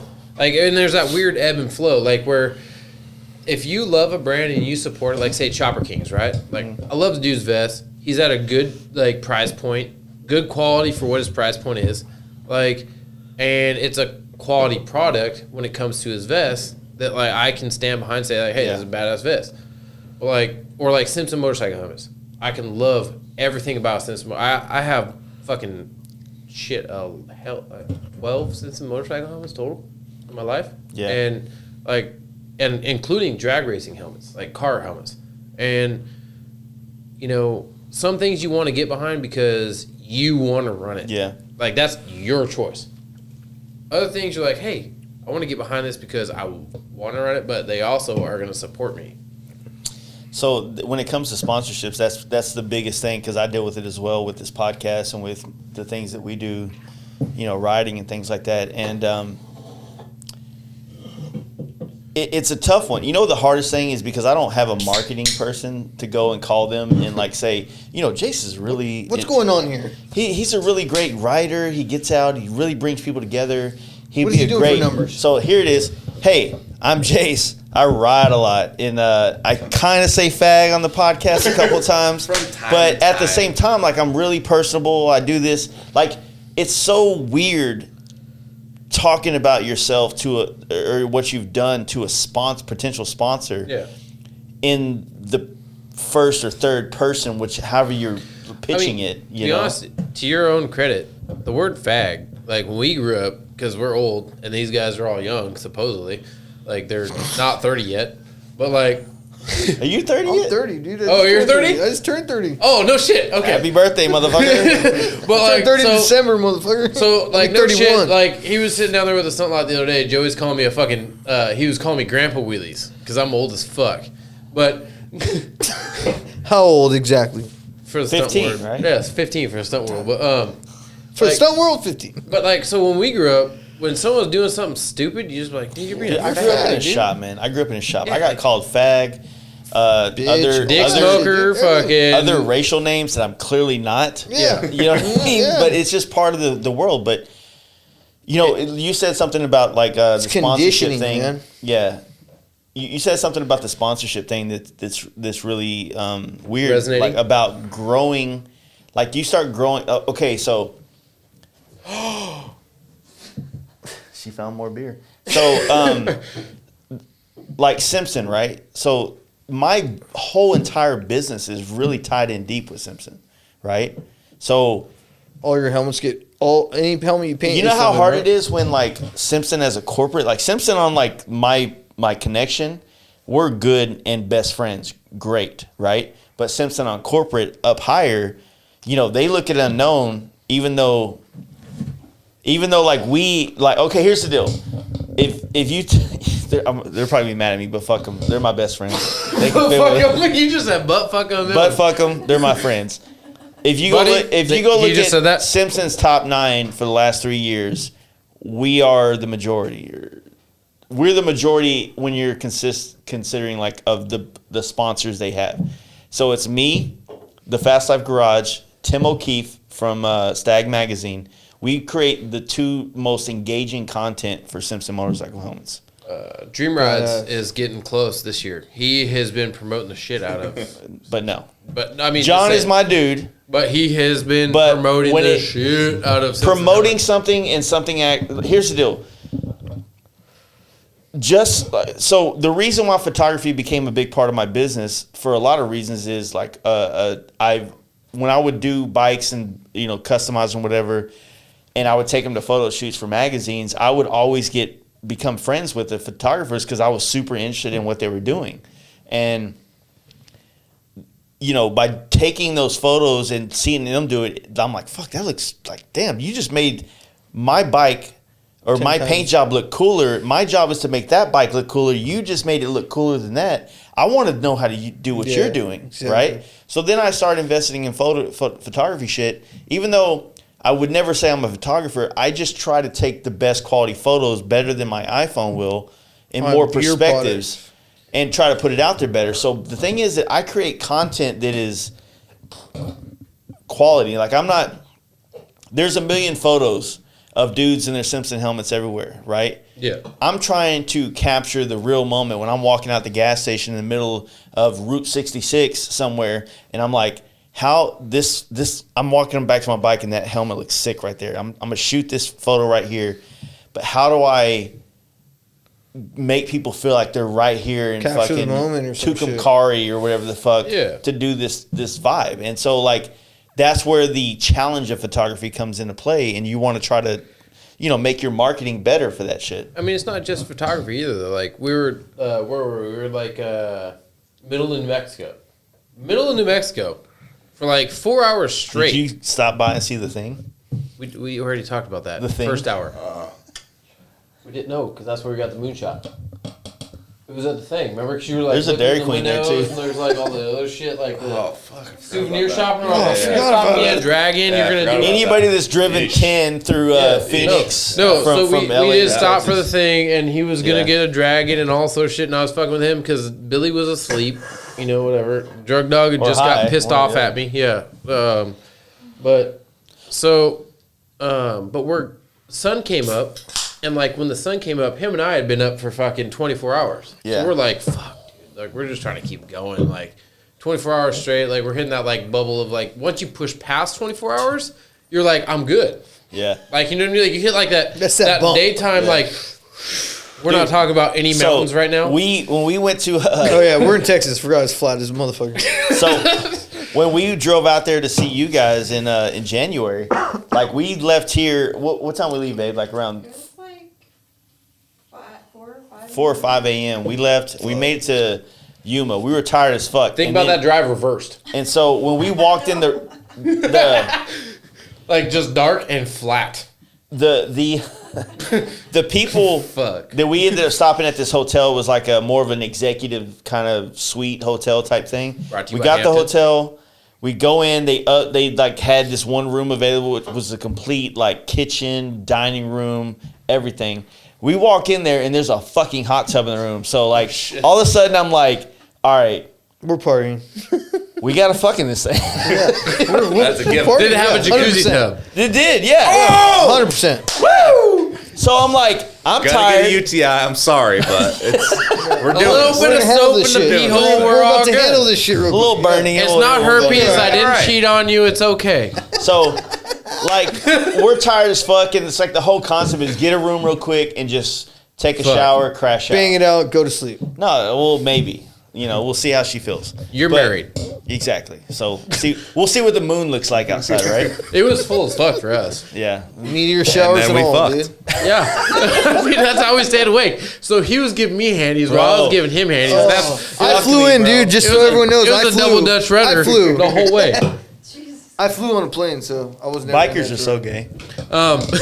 Man, everybody's gay once in a while. That word That's Hollywood. fag. It's Hollywood. No, so like no shit, like the moon was like it was that super moon or whatever shit Yeah. while we were on the way out here, and like we got a picture that was actually sick because when we met that guy or didn't meet him, but he didn't say nothing to us. You tried to be friends with Tried to fucking help the dude with the Gold gold wing, wing. We actually had fucking moon shadows, and it was sick. Like we got a picture of moon shadows. It was pretty crazy. The moon was so bright that you had a shadow. It sounds like a on the racist ground. comment you would call somebody. A moon shadow. Yeah, it does a little bit. But okay. But Turned no, it, I turned mean, it, it was- turned it dark for you. There No, you go. it was kind of cool. Like, I mean, it was different. Like him and I, like we might have been a little delirious or whatever, but like it was probably Where was one- this at? What state? New Mexico, because we hit You shouldn't Texas have at stopped. sunrise. You shouldn't have stopped. We had to get gas. Yeah, but you should have stopped for the gold wing in New Mexico. That's how the hills have eyes start, dude. I'm totally down for that. I know how to kill people in a million different ways. I am down to play that game. Yeah, but you don't know how to kill was- people in their own hills, and they. I do know how to kill All right. people. It was a I trap. fly It was all a to their trap. hills to All kill right, them. but you had radios and buddies. You got a football player and a tweaker.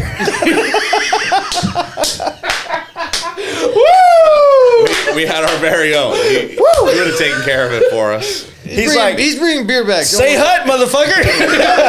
No, I mean, like, between the two of us, I mean, like, he's 6'3", I'm 6'3", like, well, I was 6'4", but we're both very large humans. Like, if Yeah. you're going to try and come after us, you're going to have a rough day. I have a bad... I was worried that he had a weapon. I had a truck full of tools. I don't know how to tackle a sword, dude. I mean, if you want to try and come after us, go for it. But we have Harley's tools, and you're gonna get fucked up.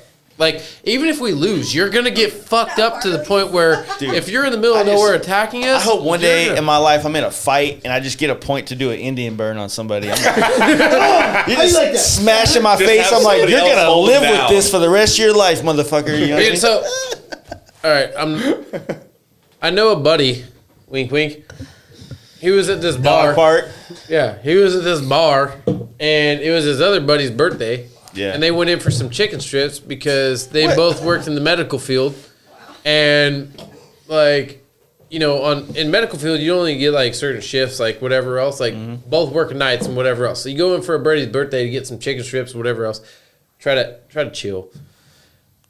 There's a cop in there that's off duty. And his car is parked outside. He went sleeping in his car because he get to take him home where we're at. I mean, where he was at. And you get to take him home, do whatever else. He went, changed his clothes, went back in the bar. Comes up, sucker punches a motherfucker in the middle of the parking lot for no reason because he wanted to start a fight thinking he was big and bad. So I remember those kind of parties. And the motherfucker looks at him like, all right, let's play.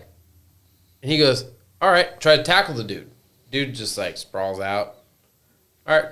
Has him in a choke. His buddy, whose birthday it is trying to pull the dude off, the cop, off the guy. And they're sitting there bullshitting, whatever else. And he's like, hey, dude, stop yanking on that dude's belt. You're going to break his neck because the dude's in a choke. So he jumped, tried to tackle, gets into a choke. And next thing you know, it's like you roll him over and you're like, hey, you done? He's all, fuck you, faggot, to the word fag. And next thing you know, he ate the curb, and it was just the end of the day, and that cop had a really rough time. Yeah. You know, like, and it's weird how shit can progress so fast. 10 seconds, bro. That's all it takes. Like, I mean, when you're Go like, from 0 to you're not 60 even in 10 trying to go out and seconds, bro. drink at a bar, and you're just like trying to get some chicken strips and Shit's go crazy, home. man. Yeah. You gotta be careful. That everything bro. progresses that fast, man. Like, I think about that a lot, too, where, like...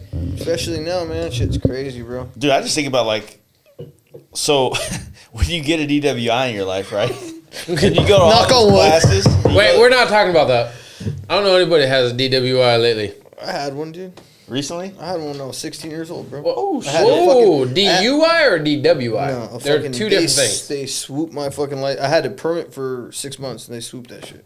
Because you were underage. Until I was 19, yeah. Yeah, because you I were had to underage. fight that shit, dude, for like, dude, so much money. Your Honor, I'm a good citizen. I'm a I kid. was 16. I was doing a mistake. Yeah, no. I was Dude. fucked up, and I wanted to get laid. Dude, liability insurance for like fucking had big 3 titties. or 5 years, dude, and it was like fucking $400 for all 3 of my vehicles. Yeah. Like something crazy, dude. Like When Fuck. like you do when you get a DWI, right, and you go to the classes and you start doing that shit,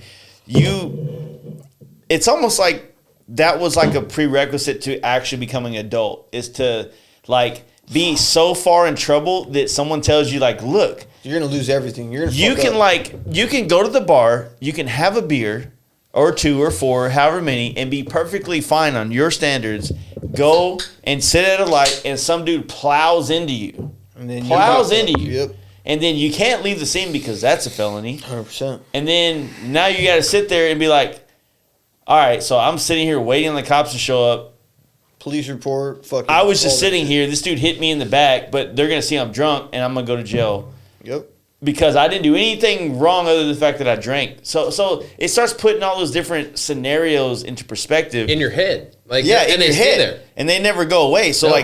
like I said, it's like that adulting thing. Like, when I was 25, I was just like, oh, I didn't really drink. But when I was 30 and I started drinking a lot, dude, there's so many times we left bars and I'm like one-eyeing home trying to, like, fuck with her and shit. And, like, you're, like, just oblivious to the fact that, like, all it takes is, like, a 1 fucking... second. Like one car to do one thing wrong on their end, or anything to happen, or you hit a pothole and your shit blows out like I did when I got my DWI.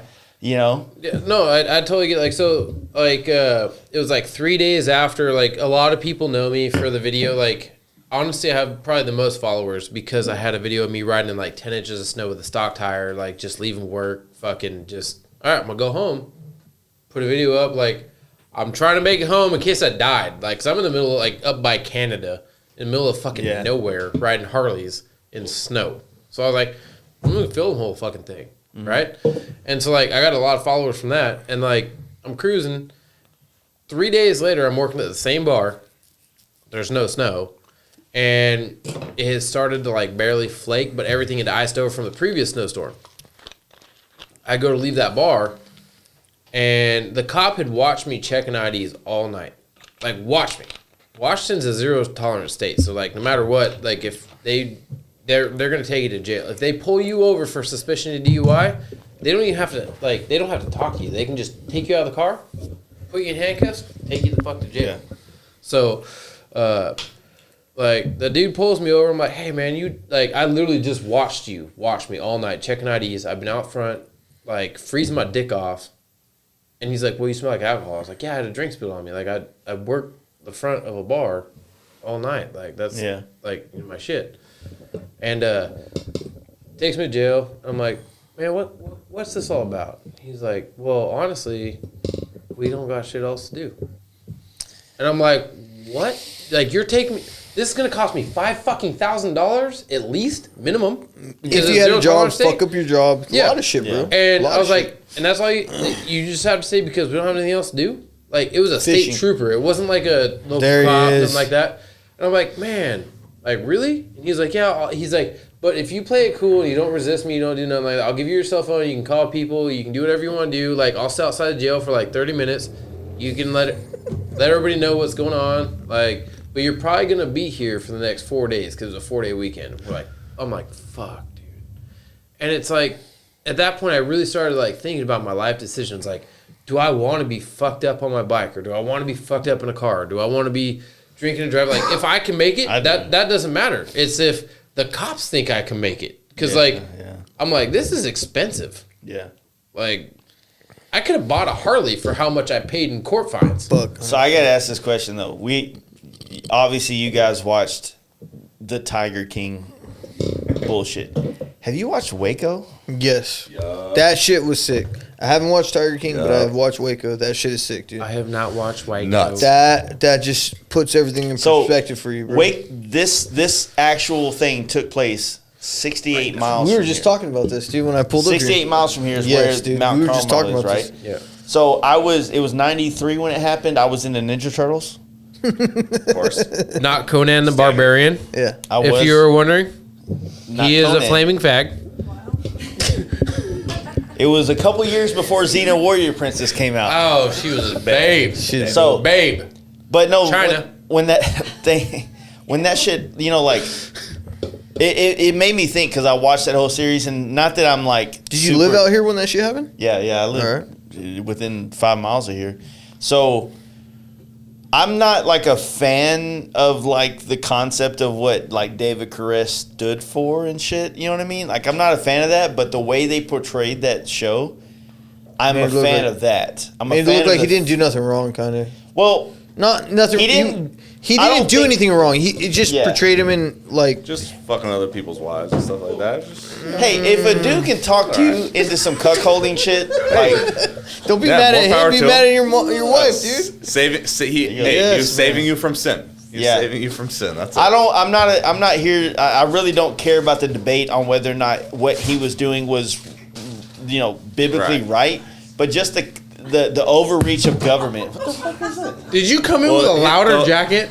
2 jackets. He's got two. It's cold out there. Go like this. Go. Oh my god. Well, the whole thing was that he was running guns, right? That's why they originally got thought. started. Well, they said that, but like thought he was wasn't running illegal guns. I don't. That's what's fucked about media nowadays, man. Like you can portray it to that show was so that show had me fucking hating so many things. Not that I was about like what he was doing. Like I'm not religious like he is. Right. But just they portrayed that show like fuck, dude. Like this dude was just they were doing their own thing. Yeah, they're stomping on. And then all of a sudden, some people show up and like start shooting at him, right? Yeah. And so like, then you look at which I brought up to you about the Ruby Ridge thing up in like Idaho and shit. I'm like, fuck, man. Like, I mean, technically, And and then then you like look at what's going brainwashing on- people. They are like fucking keeping Hey them man, captive. if you kind of, drink the depending on how Kool-Aid, look you at it, drink the you know? Kool-Aid. So it's weird. So are they brainwashing the people to the? Was David Koresh brainwashing them to make them stay out of just fear of God? Or I mean, I mean, we'll never know because we weren't there. is it not the same thing going on right now with people brainwashing people into this Stay COVID inside their shit? fucking house. Yeah. Well, I mean, Yeah, like, yeah. That's 100% So fair. does it And make it- is it government overreach with this kind of shit shutting down fucking Does it? in California? Is it beach? better? Hey, you can go to Walmart, but you can't go to the Harley shop. This is bullshit. Dude, Yeah. if you could go to Walmart and buy anything you need, but you cannot go to a fucking mom and pop shop and they can get arrested and go to If you jail go for to trying Walmart to right fucking now, dude to trying definitely to getting fucking pay their bills and take care of their family. There's something going on, bro. You could have sex in the Costco pillow section and not get in trouble, but you can get in trouble for going to your local motorcycle shop. There's a problem. Yeah. You have your company opening and they're letting guys out of prison and they're gonna take you in for keeping your company open, dude. That's fucked up, bro. I like how in Dallas there was a chick that that has a salon in North Dallas. It became like national news that she was like, "Fuck you guys, I'm keeping my shop open to pay the bills because this whole like deal with the All right, now they're eating chips on the fucking podcast. He brought Sorry, Cheetos. guys. So this woman decided to start Go downstairs. just go against the grain.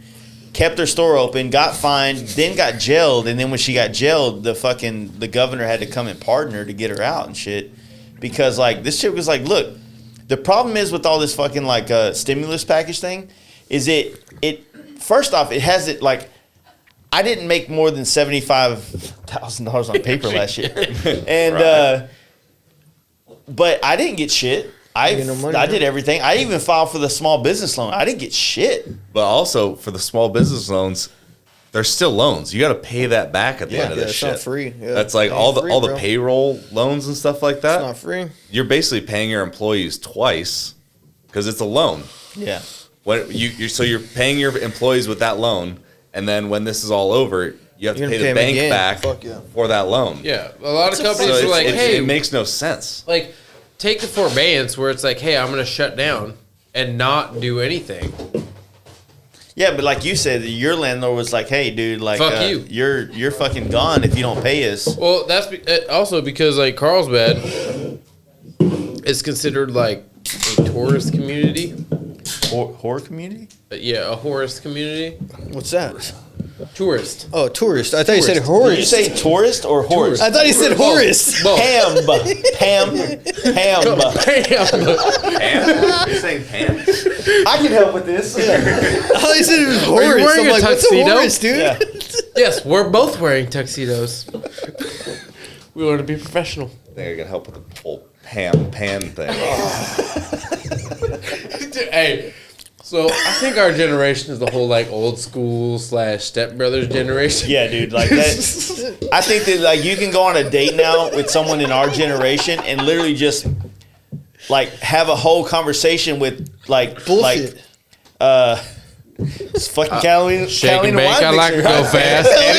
Any of my I like friends to go from high fast, school, shake and bake. any of my friends from high school tell you that that's 90% of my personality. Yeah. Just fucking movie quotes. And that's You're it. not best friends with somebody unless you can text them a movie quote and that can start your whole conversation. That's what you need more instead of fucking like, "Hey, dude, I'm depressed." Like, just send them a quote. Like, Oh, we do that shit it's all the the time. fucking Catalina wine mixer. We say no. Both of those. Both of those. Hey, so we say each other like our, I'll eat like, the poop. I'll eat the white dog poop. shit. I'll eat the white dog shit. like I deserve it. some of my military groups I'm in like are like, you know, like we'll say each other like just stupid shit. Like I mean, because we have a way more sick and twisted group than you could ever imagine. You know what I mean? Like, I mean, Okay. fucked up. I really want to tell you a story Okay. right now, but it's fucked up. I mean, I heard stories, but stories are stories. Man, you got to keep this family friendly. This is on This Facebook. is a dude. family podcast. This is a Facebook podcast. All at right, the well, moment. so this one time there was a guy fucking a goat. Oh my god. Here we go. That's not family much? friendly. I don't know. Like, He's how like, much- what are you gonna say? What are like you how Yeah. far? Like how long? I mean, was it consensual? No, so So dude's fucking a goat. Long story short. I'm just going to go to long story short. Long story short, dude's fucking a goat. We blew the front half of the goat away. He stood there for 5 minutes with the goat attached to his penis, holding the back hips. What the fuck did I just do? Ew. Who is this? And then, yeah. And so then we just sat there like, wow, this dude's just staying there. He's like, if I was. He just turned her neck and freely like in 5 seconds. Yeah. Damn, I didn't even come. No, I mean, like, think about it. Like, if you were that dude and, like, just, like, because we don't know what the fuck he just did. Like, he just nutted and that shit goat was gone. And that goat blew in half. Like, Wow. you're standing there like. What do you mean? He's talking about people in Afghanistan that were fucking goats. It's very common. Ew. They blew half of him off. He's still standing there like, We blew half the goat away, and he's holding the back hips of this goat. where's the rest of them at? Why'd y'all kill the goat, you animal killers? He missed. It was a Bad shot, humane dude. kill. I mean, honestly, if you were getting raped, would you want to be killed? They're a bad guy, dude. Maybe that goat has been getting banged since its youth. And it was, It's Like, Afghanistan, used to. so it has. Maybe. It's trained to get boned. yeah. They're doing crazy shit like that. Oh, that's fucking crazy. But I mean, It's like Hangover 2. Cabal's got him. but I mean, like, all right, so, like, but think about it though. If you're that dude and you're I like, missed out on the rest of the hangout. You hangover don't know series. any- After the first one, I tried to watch the second. It was Second was good, dude. you have the all right, glasses gone. from that movie. all right. The third one was done, dude. It was over right. the top. Fair enough. Second was it was. Yeah, it's like the Hangover. It's like they kept trying to remake the same movie over. I mean, and over. why not try and make that money while you can? Yeah, exactly. I mean, honestly, so he, and like, all right, I'm going to be completely honest with you. I sold like $1,000 So- worth of black fly sunglasses in a day just because everybody realized that they were fucking the hangover sunglasses. Is that what it was? Yeah, like, no, like, they were the pretty party sweet. Or is the sunglasses. fact sweet that their sunglasses. Instagram has lots of very large-breasted women? Hey, we're not somehow talking about marketing. We're Are not they talking about their at marketing Black Flies? program. Are they taking the Sawiki Instagram? speed? We're not talking about their marketing program. I'm just strictly talking about the sunglasses, right? So their sunglasses are actually very really They're legit. they're legit. So do They're they good have quality. bees to wear them, or how's that work? No, they're great I mean, it would quality. help. Cypress Yeah, Hill did it, So Yeah. I mean, they're not. I mean, they grow a lot of weed. They smoke a lot of weed. I mean, Jesus. So they play a lot of paintball too. Yeah. So, but like, I mean, honestly, those sunglasses are the shit. Yeah. But at the same time, they're sunglasses that you wear, like, you're like, either I'm a 70s porn star or I'm here to fucking party. Yeah. Like, there's no in between on those sunglasses. Like, and I showed up to Lucky Dave's one day, and they're like, man, where the fuck? Like, Grady, Brett, like, everybody was like, what the fuck's going on? And I was like, dude, so Black Flies just hooked me up. These things are sick. And they tried them on. Like, they actually are that sick. Like, You walked They are in and pretty awesome. everybody's like, this isn't a plug for Black Flies, by the way. This is just I can't even this is look at like you a right now. legitimate story. You're like Fergie and Jesus. All in one. No, like, All in this is one. not a plug for Black Flies. This is a legit story that happened. Like, everybody's like, what the fuck is going on right now? And I was like, I'm bringing it back. And then he They tried are them on. pretty sweet sunglasses. And they're- I bought a pair. Yeah, he bought I bought a pair 2 pairs. at full retail. He Were bought you 2 pairs. influenced? I was influenced. I wasn't influenced. I just bought them because I liked them, bro. They fit good on my face. They're cool. And they're good quality. Like, Fuck there's a yeah, lot of 100%. sunglasses out there nowadays Polarized, that are ready like, to rock. hey, we're Instagram famous and our quality is shit. Not throwing any shade, but I mean, in general. But like, Black Flies have been around for a long time, and they've had And the same now I quality. definitely need to go check out their Instagram because apparently there's There's a bunch of lot of big titties naked on there. chicks, dude. There's a large. Large. good. Lots I'm glad my money went Okay, to supporting we- that yeah, on we're Instagram. supporting- It Big sucks when breasted you follow women. it and you're laying in bed with your wife and you're like, oh, what's going on? Oh, You bought- swipe. No, I'm no, not, no, I don't no. look at that normally. Hey, so you just bought 3 sets of tits during this podcast Okay. right I'm now. happy to support it. Yeah, me too. Thank you. As long as my sunglass doing what money you're went doing. to a good cause. No, like, I mean, but at the same time, they're still a very mom and pop. Like, yeah, they've been huge they were huge from the 90s all the way through like the early 2000s and stuff. Like, they were huge in like the early dirt bike game. They were Fuck big, yeah. like, they were a Freestyle big company motocross back shit, in the yeah. day. You know, like, Roji, like, just cruises around, like, does his thing now. But like, at the same time, they're still a company trying to do things. And like, the market's changed where like their marketing might not be the best now. Yeah. But at the same time, they're still pumping out a quality product. Exactly. That's kind of a thing. Like, out of perspective for like me and my life, and probably all of us that are involved with brands right now, at some point we're not going to be young and hip and cool anymore. So how, like, when you built this brand, you and I are not. You got to find people that are coming up and he's pretty relevant. Yeah. Jason's relevant. I feel like cool. we're not young. But I'm not young. Yeah. I'm not young, but like what I do still resonates in a sense with some people. But what I'm saying is, like, when all the marketing that you're doing just does not resonate with the youth at all, and you have to completely do something. Music, right? When we were growing up, we were younger. Like, our parents are like, "What the fuck is this Tupac shit?" You know what I mean? Or Pennywise. Or you know, just Any of them. I went punk rock, you went rap, it's whatever. that's whatever. You know, I'm from the actual hood, so Whoa! I'm from the desert hood, so we had punk rock. and meth. But you know, Hey, you know what? Look where we are now. We had a great time having Mexican Americans running around. Mexican Americans. Mexican Americans. you know, but Fuck yeah. the thing is, man, like, we're all gonna have to we're all gonna have to really dive deep to create our own marketing, but aware and observant enough to see when things start changing to where it's out of our wheelhouse, and understand that we need to find someone to fill that gap to keep our companies But relevant. like, your apprentice should be, you know what I mean? Like, when I hire someone, I want them to be younger than me, dude, to kind of see what I'm not seeing coming up. Yeah. Why are you gonna let me weld for you?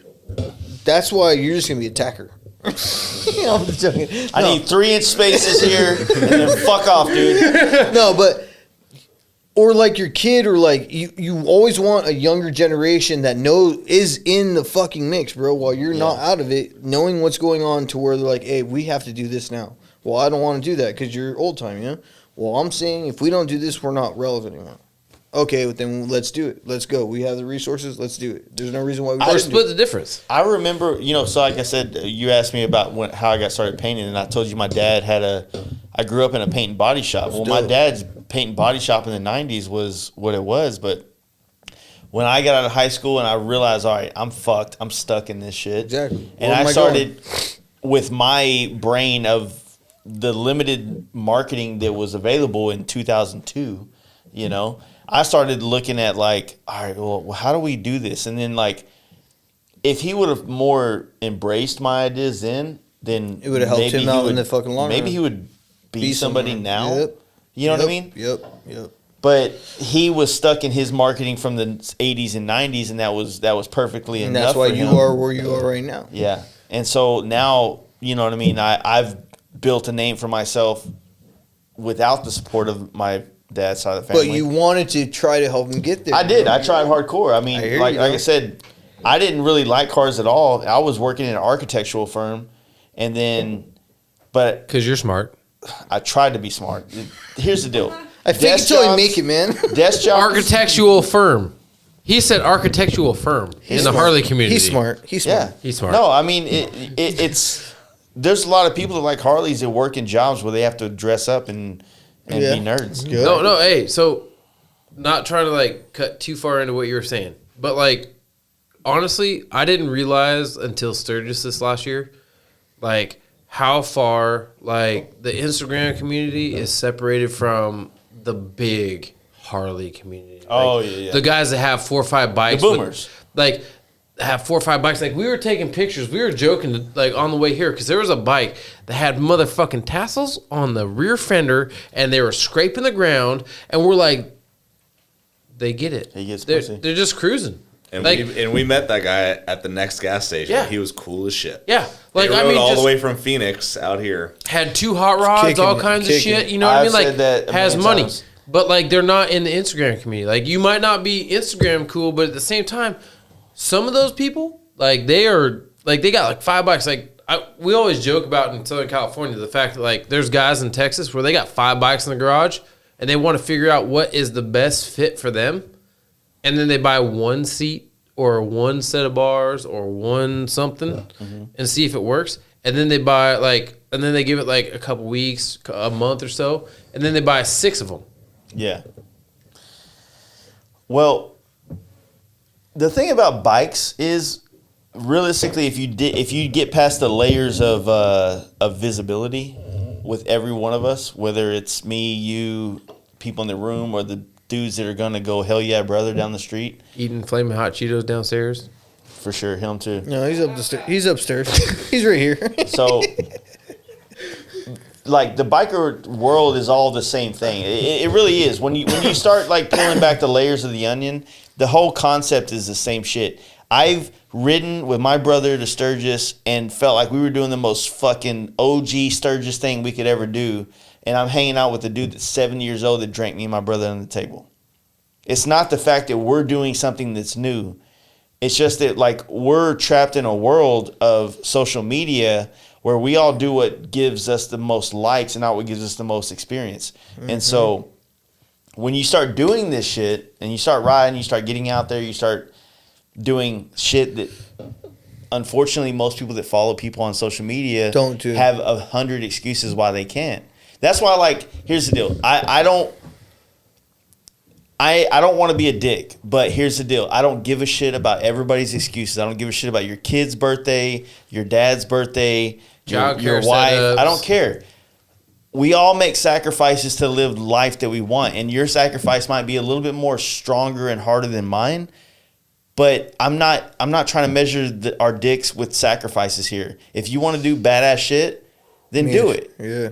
I mean, no, and that's like, so that's where we're lucky. Like, the whole social distance tour, like, came into play where it was like, hey, like, no matter what your walk of life, no matter who you come from, like, it's obviously not a club related thing. Like, no matter who you are, like, if you don't fit in, if you do fit in, if you're like, we've got everything from multi-millionaires to people that are like scrounging for fucking pennies on their next welfare check. You know what I mean? Like, just trying to, like, because their job's laid off right now thanks to COVID, like, guys that are just trying to make that last little ride to, like, hang out with people. Like, the other thing about, like, this as well is that when it comes to bikers, like, you'll realize, especially as you're doing this and as you get into doing more, is like you'll find out that the circles that you surround yourself with are with the most widest range of people that you would never get to put together.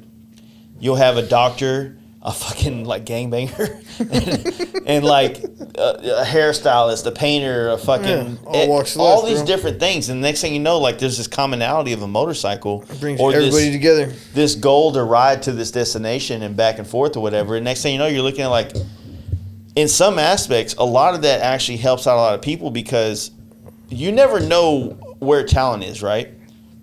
If I grew up on a shitty side of town, but I'm good at something, I can't apply to your job with my fucking words that describe me. yeah, no, exactly. It's going to make you want to hire me. But then you meet me, you hear my passion and my voice for this thing, and you're like, fuck, like, you're into this. Like, you have a passion that people with degrees don't. Now I want to, you know what I mean? So it's networking. So when you inject yourself around people that aren't, like, normally what you would hang around because of comfort or because of convenience, you'll find yourself going a lot further in life because you're putting yourself in situations Outside of that norm. Oh, definitely. Like, so California, like, it's a felony to do wheelie now because it's, like, gross endangerment to the public. Like, you decide that you're willingly endangering the public. So, but, like, there was this one day, like, I got super fucking lucky. Like, I'm not gonna lie, I'm not gonna endorse. Lucky Dave up in there.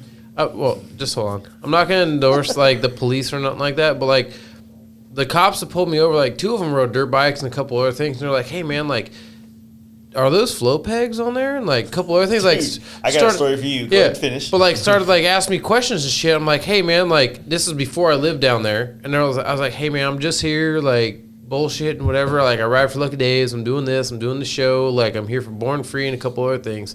And they're like, "Hey, we're gonna let you go. Like, do you got a discount code?" And I was like, "Yeah, just throw my Instagram name in there and fuck whatever else." Discount code. But, like, they let me go, and I was like, holy shit. Like, I went to the shop that day, like, before Brett started working there, and, like, Grady was there, and I was like, "Hey, man, like, these cops let me go." Like, that's, like, in Lucky Dave's little existence or big existence or whatever you want to call it, like, everybody was like, holy shit, like, they let you go because you said, "Hey, I ride for so-and-so, I'm going here, I'm doing this, like, I'm just in town for a little bit," and the guys let you go. Like, that's a big deal in California. Like, I mean, the cop had me fucking dead to rights, dude. I was standing on my fucking shred ledge from Reckless. Like, I mean, just standing on it at fucking 45, like just floating a fucking wheelie up El Camino Real on Carlsbad. Like, for over a mile, just standing, looking back at the cop with the cherries and berries, like, all right, well, I'm fucked. Kept going. And then when I finally let it down, I was like, all right, cool. Pulled over and I was like, hey, man, like, I do this shit for a living. I'm sorry. Like, and he was like, all right, just don't do it in Carlsbad no more. Let me go. And I'm like, no shit.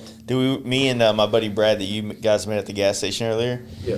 So Cool. Hey, His by the bike- way, his bike is fucking looked like dope. shit. I said it's dope. He said it he looked was like on shit. it. Yeah, No, fuck he yeah. came on his Purple bike. fucking and I was haze, like, bro. Purple First thing haze. is, The chick chances- never lets him ride his bike. Oh, The chances that he rolled up while we were fucking sitting out Yeah, we're there. chilling I right thought- there, so bro. all I saw There's was not a really purple. chances because Red Oak He- is small and he lives across the highway. I That's thought what it he was said. purple. That's what he said. He's responsible for this nice cold air we have right here. So I honestly, I Shuts thought out. that bike was purple, and I was like, oh fuck, it's Zach. Like Jace obviously said, like, hey, Brent pulled off or something. Like I thought, like, hey, Zach's pulling up because I saw the Yeah. purple first, yeah, and then I was like, we've been fucking with Brad because his old lady won't let him go ride bikes anymore. well, he showed up. He was like, hey, I So- might have a he clutch showed for you. up. We're like writing him permission slips from the shop. Hey, it's a doctor's appointment. He's going on a field But trip. so me and It's Brad, okay. we rode to California when I had my gold FXR, and we rode out there. We went to Born Free 10, 9, Born Free 9, 2017. 10. We're on 12 right now. No, It's every 2 years. Like 15 years ago. It was 9. It was 9. It was 9. It was So 9. we went out there for Born Free 9. She flew out there, and she was out in Santa Clarita up there. towards the- Bougie. yeah. Hello, Santa Clarita. That place is awesome. Yeah. Single moms forever. There's definitely ladies out there. So we were down in Venice Beach, and we were hanging out with because her aunt lives down there. So we went to go see her because she lets us crash there. We do a lot of cross country trips. So he's on that purple Dyna, exactly how y'all saw it. I'm Shit's on my nice. gold FXR, and we Turquoise. left. It's purple. He said, He's on a purple Dyna. You saw it, right? It it's was, turquoise with ghosted lace with purple accents and gold. all right. Well, it's a purple Dyna with turquoise accents. See, I did the paint, so hey, I you know, know. you know what's I'll funny? defer to the You know what's painter funny? on that We one. sat there and we were bullshitting about that for like 20 minutes. We sat at that gas station while he was going to get the truck. And we were bullshitting about how you were going to reflect on that paint job. So when you see him, tell I him hate it's a it. fucking, it's a Did he shitty show job, you the dude. part where I spilled paint on his dash and left it? Yeah, he was like, hey, if you see like, Tell him he obviously did a you're going back weak-ass there, job. he's like, tell him that shit sucks. It's weak. Tell him my Tell him paint it's job weak. weak. Shit's weak, yeah. Yeah. And I was like, all That's right. his hashtag. So he just had a baby. So whenever he posts, his old lady posts pictures of the baby, I'm like, fucking baby's weak. Whoa, baby weak. Hell yeah, weak ass baby. But no, we were leaving Venice Beach to go up to Santa Clarita where she was at, and I was on my bike and he was on his, and we ended up getting pulled over by some cops. And the dude came up, legitimately came up and goes, "You guys the unknown dudes?" And we both laughed our asses off. Something like that, but no. Can we go Is it now? going to get us off? Yeah. Yeah. Can we leave now? Absolutely we are if we get to walk away from it this. was crazy, man. So like they ended up letting us go and shit, but we didn't do anything. What'd they Just- pull you over for, though? Just being Whatever. fucking Just want fly to see as what's fuck. up? Yeah, see what's up. These are sick ass Just bikes. Can I being get your saucy fucking as Instagram? hell. Yeah, Yeah. exactly. It was a black dude too, which was weird as fuck. Oh yeah, 'cause, he like, liked the paint. He's all fuck. Let me, Yeah, gotta I see mean, what's up. my FXR was gold and flashy. Oh yeah, he's like, His shit was pull way it over to the loose. side, dude. Yeah. This shit's too fresh. I gotta see what's up. You guys can't hang out here. You're too cool. Yeah. What are you guys doing out here? Where are you from? But yeah, so no, man, it's weird. I don't know what the fuck we were talking about. We got to start I wrapping lost this up. track. It's like, Wrap it up, because I gotta go smoke a cigarette and piss again. all right. Go ahead, yeah, social distancing, man. Socialdistancingtours.net. What? Say that again. Social distancing tours. It sounds the same. I can't say it. If you're a fucking shredder, Social distancing Hold on, tours. hold on. dude, this guy You're had not in like frame 7 right times now. to say it. Just say, Say it it one more already. time. Now you're in the camera. Socialdistancingtours.net and at Social Distancing Tours Instagram. Check us out. If you guys want to come for a ride, we fucking post shit up. Havasu's going on next. right? Havasu's going on next There you month. go. We're riding out to Havasu, Phoenix. Couple weeks, actually, bro. Yeah, honestly, Sounds it's cool. like 2 weeks ago. just people looking to have a good time, hang out, ride. That's all we're looking for. We rent a block of hotel rooms. So if you want to rent one of our hotel rooms, you go on our Instagram. We have all the information there. If you don't, DM you us. can get your own shit. On our website, we have a contacts page. Hit us up. We can get you in touch. Pay us for those hotel rooms, and all you have to do is show up, have a good time, and ride. Or, our route is on our Instagram. You can check it out. Come ride with us. A couple hours, even. If you just want to come hang out for a little bit, Get a part of it. That's fine. Yeah, we just want to get people out riding, having a good time. That's really. If you're all a it's all killer, about. if you're a killer and you like to break the laws, Reckless will sponsor you. We're looking for all the lawbreakers. All the guys that just fucking kill it. You're and gonna see just- something tomorrow, dude. It's all good. Send videos. Like everyone sends videos, dude. You want to get sponsored? Send a video in, Tomorrow? I don't and get to go. we'll get you going. You're not gonna have But a we clutch like the cable? lawbreakers. We like the lawbreakers, man. Hell yeah. Yeah, we just want to thank you for having us on this podcast. Yeah, thank you, man. Fucking Appreciate hooking it. us You up, guys letting drove- us Hospitality, get out like You here. guys motherfucker. drove. Is I it over? flew. Not They drove, him. but Not we're him. good. Is it over? Yeah, it's done, You dude. still got to just Yeah, we've wrap been it on up. here for a minute. It's like almost fucking 12 o'clock, bro. No, it's 12:30. past 12 Oh, o'clock. all right. It's actually we've done this for 3 hours and 15 minutes. Holy shit! So I was worried about this. Billy I finally fucking- finished I his didn't the think I good could stop for this long. the good stuff starts about 2 hours in. All right. You want to say bye since you were out there like Pissing. Bye. Come on, Billy the Kid. he wants to talk so Hey, bad. this is So bad. bad. Give Billy Hey, like come 5 sit right minutes. here. Yeah, Come sit give right Billy here. a couple minutes. All right. All right, Billy. now we're gonna be here for another 3.5 hours. No, just give Billy a couple minutes. He forgot a beer. All right. I gave this guy in Texas 40 turned it bucks to off. go You get took- beer. No, He it's comes on, back dude. with You fucking got it. 12. You got it. All right. What's happening, everybody? Billy, explain your first social distancing tour experience. It was fucking wild. We had so much fun. This is so rad. Oh my god. We had so much fun. Okay, so I'm not professional. I'm fired after COVID started, so it's been a month since I haven't gotten a paycheck. And these guys are like, hey, let's go rally. And it's been a blast. The first social distancing tour, I've never ridden so far in my entire life. 10 hours on a bike just straight. And we watched people which is crash. not hopefully gonna be all the time. Yeah, the next Hopefully one's we're gonna be have sick. A lot more fun than Havasu, just riding all day. Google Havasu, and then It's, Ride with It's us. basically a Black Flies ad it's a party. all day. Yeah. Yeah. Oh, you guys talking a whole You're bunch of getting shit on divorced. here. You can say all the titties you want. yeah, You say Big just- titties. We just He sounded like he just said looking dick, for though. people who love Tits. bikes, Did whether you it's say dick? Harleys, whether it's There's sport titties bikes, out there? anything. Havasu? Oh, The yeah, I girls mean, don't even wear tops. It's just the thing.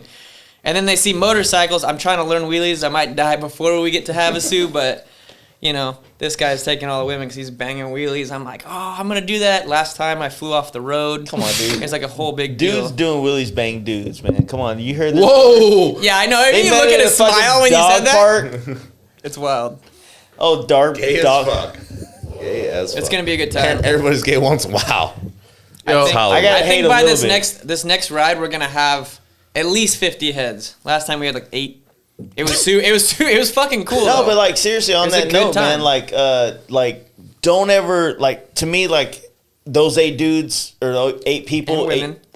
8, women, like those 8 people, like those smaller groups are gonna fucking experience something amazing that the other 50 that come on later will never get to go. And that homegirl that went down, Hard. unfortunately her Hard. bike's fucked up, and we're hooking her up. We're getting She's her back getting together. bars, Reckless crash is bar, hooking her up like, with a seat, crash bar. Yeah. all kinds But of it's like You can make- she just keeps saying thank you so much for taking care of me. yeah, Dude, after going Our on pleasure. 1,000 miles together, you're part of the family. yeah, exactly. That's exactly. you're in it. Like, we're gonna help you out however we possibly can. When Fortunately, you it make was your so small. subsect of this world that we operate in, all business or not. When you start to like dumb it down and not dumb it down, but like just small, Yeah, concentrate it. concentrate. Yeah, better word. You concentrate it like it could be so much more meaningful. And here's the deal: like if you can meet people like 50, 100 people in your life that really mean a lot to you through something like this, is way better than having 1,000 people that don't mean shit. talking about earlier about having what good is having 30,000 people if nobody gives a shit when you pass away? You know what I mean? Yeah, exactly. Like, I mean, like that, and like, so on this last, like, we've got all walks of life is the wild thing. Like, we legitimately have everything from multi-millionaires to people that like are living off their COVID I'm checks. listening, but I gotta piss though. Go piss. Some people that don't even have COVID checks coming in, like myself. I'm dirt poor. And it's whatever And you it's- ride. We and don't you- care if you ride Harleys or not, whether it's sport bikes, fucking dual sports, whatever. As long as it can ride, penis, who cares? Whatever it can, Yeah. as long as it can put miles on a freeway, we'll fucking have whatever. 2 come wheels hang and a out. motor, or 2 three. wheels and a motor.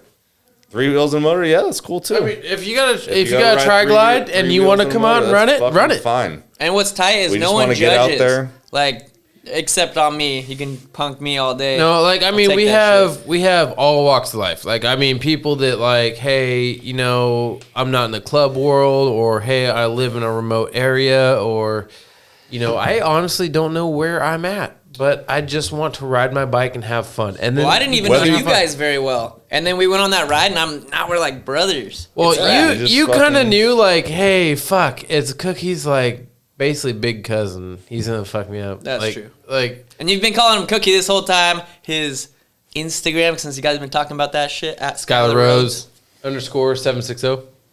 something like that. But like, you know, it's all about just having fun. Like, Like, so some people are uncomfortable. We'll go slower. It's not like, and if you're going faster, they pull over the side of the road and wait for the people that are going slower. well, like there's You're just- another company. There's one other company out doing this stuff, and they charge $500 a day for a tour, and there's no hotels, there's no nothing. You just Probably go not out. connectivity too. Yeah, with, there's like the people. there's no like fun. You just go out, you see shit, and then you go home. If it's a job to you to do that shit, are you gonna have the same enthusiasm to talk to everybody and make them feel welcome and feel like it's, you know what I mean? No. If it's my gig and I say, hey Brett, you guys are making $9 an hour. You got to go lead a tour. They're like the whole time, every time they stop, Fuck this babe, I'm off in 3 hours. I'll be home. You know what I mean? The loop is Yeah, almost done. we Like, love no, it. like- Like, touring shit is my shit. Yeah. I love it. I've done it by myself because I didn't have This anybody to dude's do an it animal. with. An animal. I love it. Cross country For the by last couple of himself. years, which, you know, I haven't been, you know. So you've only been riding how long? 3 years in June, Nice. because that's when I could afford a bike. Like, Yeah. you know, It took me that's- a long. All my friends had Harleys. I was a little chase truck when someone crashed. and none of my friends up Hello, north check. fucking ride anything. I have, you know, two dudes I went to high school with who are 3 years younger than me that had bikes that I rode with like 1 or 2 times. They're fucking sick dudes, but I had no one to ride with, and so I just did everything by myself. Now you got a whole social distancing Yeah, family. and I still love Thanks, to ride COVID. by myself and bike and camp and fucking do all that shit by myself. I got a couple trips that I fucking am keeping to myself because I don't want anybody to go with me. Yeah. But at the end of the day, like having people to party with, like it's fucking, Yeah. it's I so mean, sick. that, and it's not even the party. Like, to be honest with you, this Just is hang out, probably, experience like, shit with. I don't know. this Can you is the scan out? most- We have like 40 empty beer cans from 6 people. Hell Just yeah, saying. brother. I mean, But, that's I mean, that's like- a party. Hell Like, yeah. well, but I mean, honestly, I'm a like, bitch. I'm a lover. I'm Hulk Hogan. I mean, hell yeah, brother. I mean, to be honest with you, though, like, this is probably the most that, aside from one single night, that Brett's ever seen me drink. Like, period, the end. Like, I don't Okay, party. $10 as he pukes on the Y'all way are home tonight for it. Sure, but, like, he's getting on his bike. But I mean, in general, like, sometimes, like, you don't have to be a party. You don't have to do, like, because a lot of people, like, oh, well, I don't go to bars. I don't go do this. I don't do that. Like, just go out and ride your fucking bike and have a good time. I don't care if you're on like an Indian, a sport bike, a fucking Scooter. So it's all One about. thing, one I thing got I a love about $600 your guys' concept, while I still have consciousness here, I can talk about it. One thing I love about it is that I've always said that if I was to say, hey, we're going to go do a ride today, like we're doing tomorrow, Right. for the most part, I don't have a clutch. Except If you him. have a clutch, let me know. when Lever- you do that kind of ride, there's like Cable. there's an effort, but also like I need to get back home, Yeah. right? Because they know that this is only going to be today, and then everybody's like, I'm having fun, but I'm not. But maybe I should leave now, right? But when you decide to do something overnight, people know that they're along for that ride. So they stay throughout the parts that may be interesting or uninteresting. And eventually they find that thing that makes it mean something. So I've always told people, like, local riding, I'm so far past that in my life. It doesn't mean anything to me. I've commuted for years. I've done every little bar loop there is in Dallas-Fort Worth. But when you say, like, hey, dude, man, let's just go ride down to Austin tonight and let's just find a place to crash and then we'll come home tomorrow. I'm like, fuck yeah, dude, you're speaking my language. Not because I want to go do, like, dirtbag shit. It's just that, like, the mentality that you have when you leave and you know you don't have to worry about coming home. Meaning that I can go out and get fucked up in some other town and not have to worry about trying to drive back for another 100 miles. You know what I mean? Exactly. Because you're not thinking like, okay, we're here, we're having such a great time, but I got to be responsible because we got to leave in a minute and drive 70 miles back home or 200 or whatever. Yeah. It changes the dynamic of a trip. And so when you do those, like what you're doing with this, you know, let's go rip up here for the night and come home, or even if it becomes more than one night, that shit is fucking way better. And it shows you what, kind of like what you're made of. Your fucking commitment to riding is. Like, you spend some serious time in a seat by yourself, even if you have, you know, fucking it dissolves the ego. Yeah, man, you're fucking in it for the long haul. Yeah. Sitting in a seat for 6, 7, 8. We did 10 hours in a day. That's fucking. That's good. Dude, it makes you think a little bit. Yeah. And it, you know. But you guys still got to do the local stops for the Instagram posts so everybody can like feel like kind of. Like, I mean, sometimes, like, I mean, let's keep it real. Like, so, like, there's like the 1%ers that do their rides, and there's like that 1% that which do. Nobody wants to go on, but okay. That, like, then there's like 1% of stunt guys Did I that just like kill a guy by proxy? well, but like, you know what I mean? Like, there's like 1% of stunt guys that are like the 1% of the, like, Harley community that does stunts and shit, right? Mm-hmm. And there's like that whole group of the rest of the 99% that like rides and has fun and does whatever. Like, these guys like tripped out. Like, we're at a gas station and just out of nowhere, just like, oh, circles, and let's go.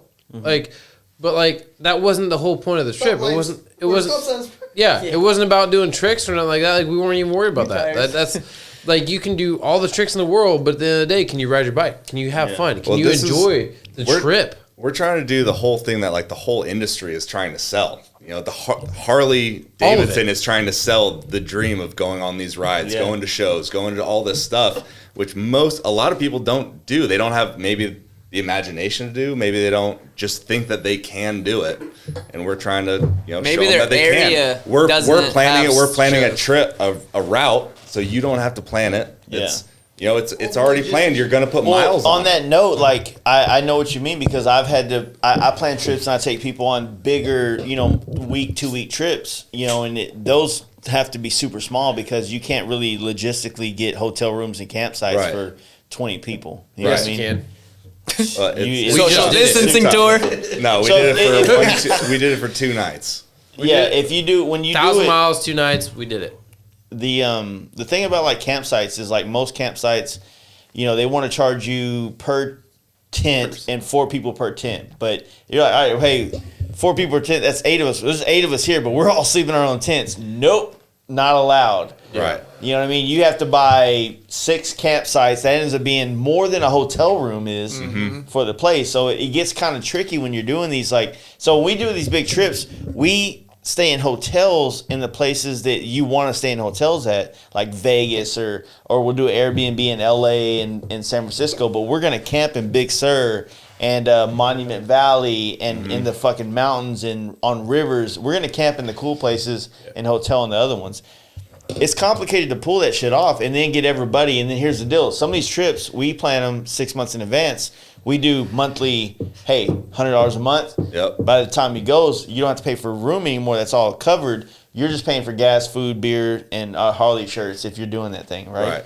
See, and that's where, like... But then, all of a sudden, the dude wrecks his bike. He can't go. And I'm like, hey, man, like, your investment was... You know, if we can't find someone to fill your spot within 2 weeks now, you lose your money, dude, because we Yeah. needed that to cover the cost of all this shit. So, Right, and that's the hard Hard to part. keep and that, everyone happy. yeah. Yeah, it's a hard thing. And, obviously, the more people you get involved, the harder it gets because people start dropping And off. a lot of people drop off, and a lot of people are enthused about the idea, but It comes it's down work. to it. It's work to do. It's work to get the time off. It's work to get Bike ready, all that shit. It's work to get the time off from your chick or your family, whatever the case may be. But My bike was ready. I wasn't talking about you, faggot. there you go. I didn't There it say is. this time. There it is. 3.5 hours in. There it is. Yeah, my bike was ready. But no, it's very tough, and the thing is, it's just like when everybody, we did our camp out. A lot of people were like coming. A lot of people couldn't come. But at the How end hard of the were day- they coming? Huh? So hard.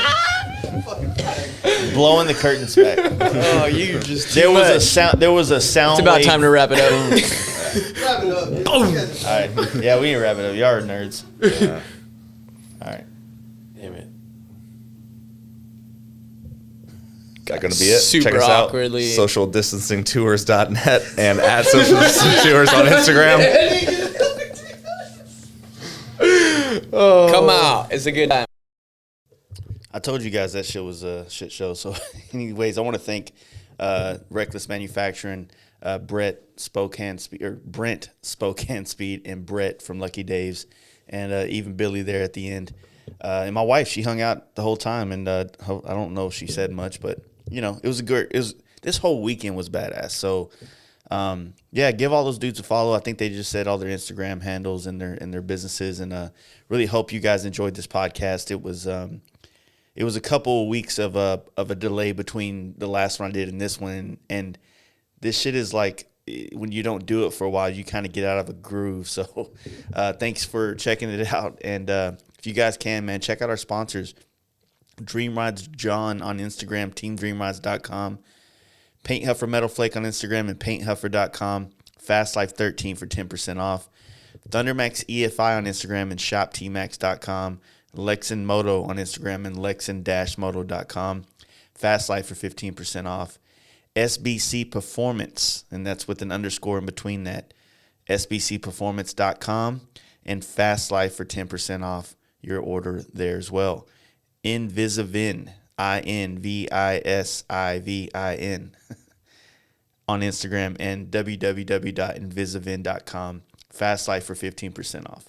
Check out those new sponsors and check out the other ones, man. They're all rad dudes that make badass shit and do badass shit. So check them out. They wouldn't be on this sponsor list if they didn't. So hope you guys have a great week. I am doing a podcast tonight with some homies out of I think they're out of they're out of LA, and that will be available this Thursday, and we're going to go strong for the rest of this month. You're going to get a lot of podcasts. So we'll see you back, and you guys have a great week. Peace.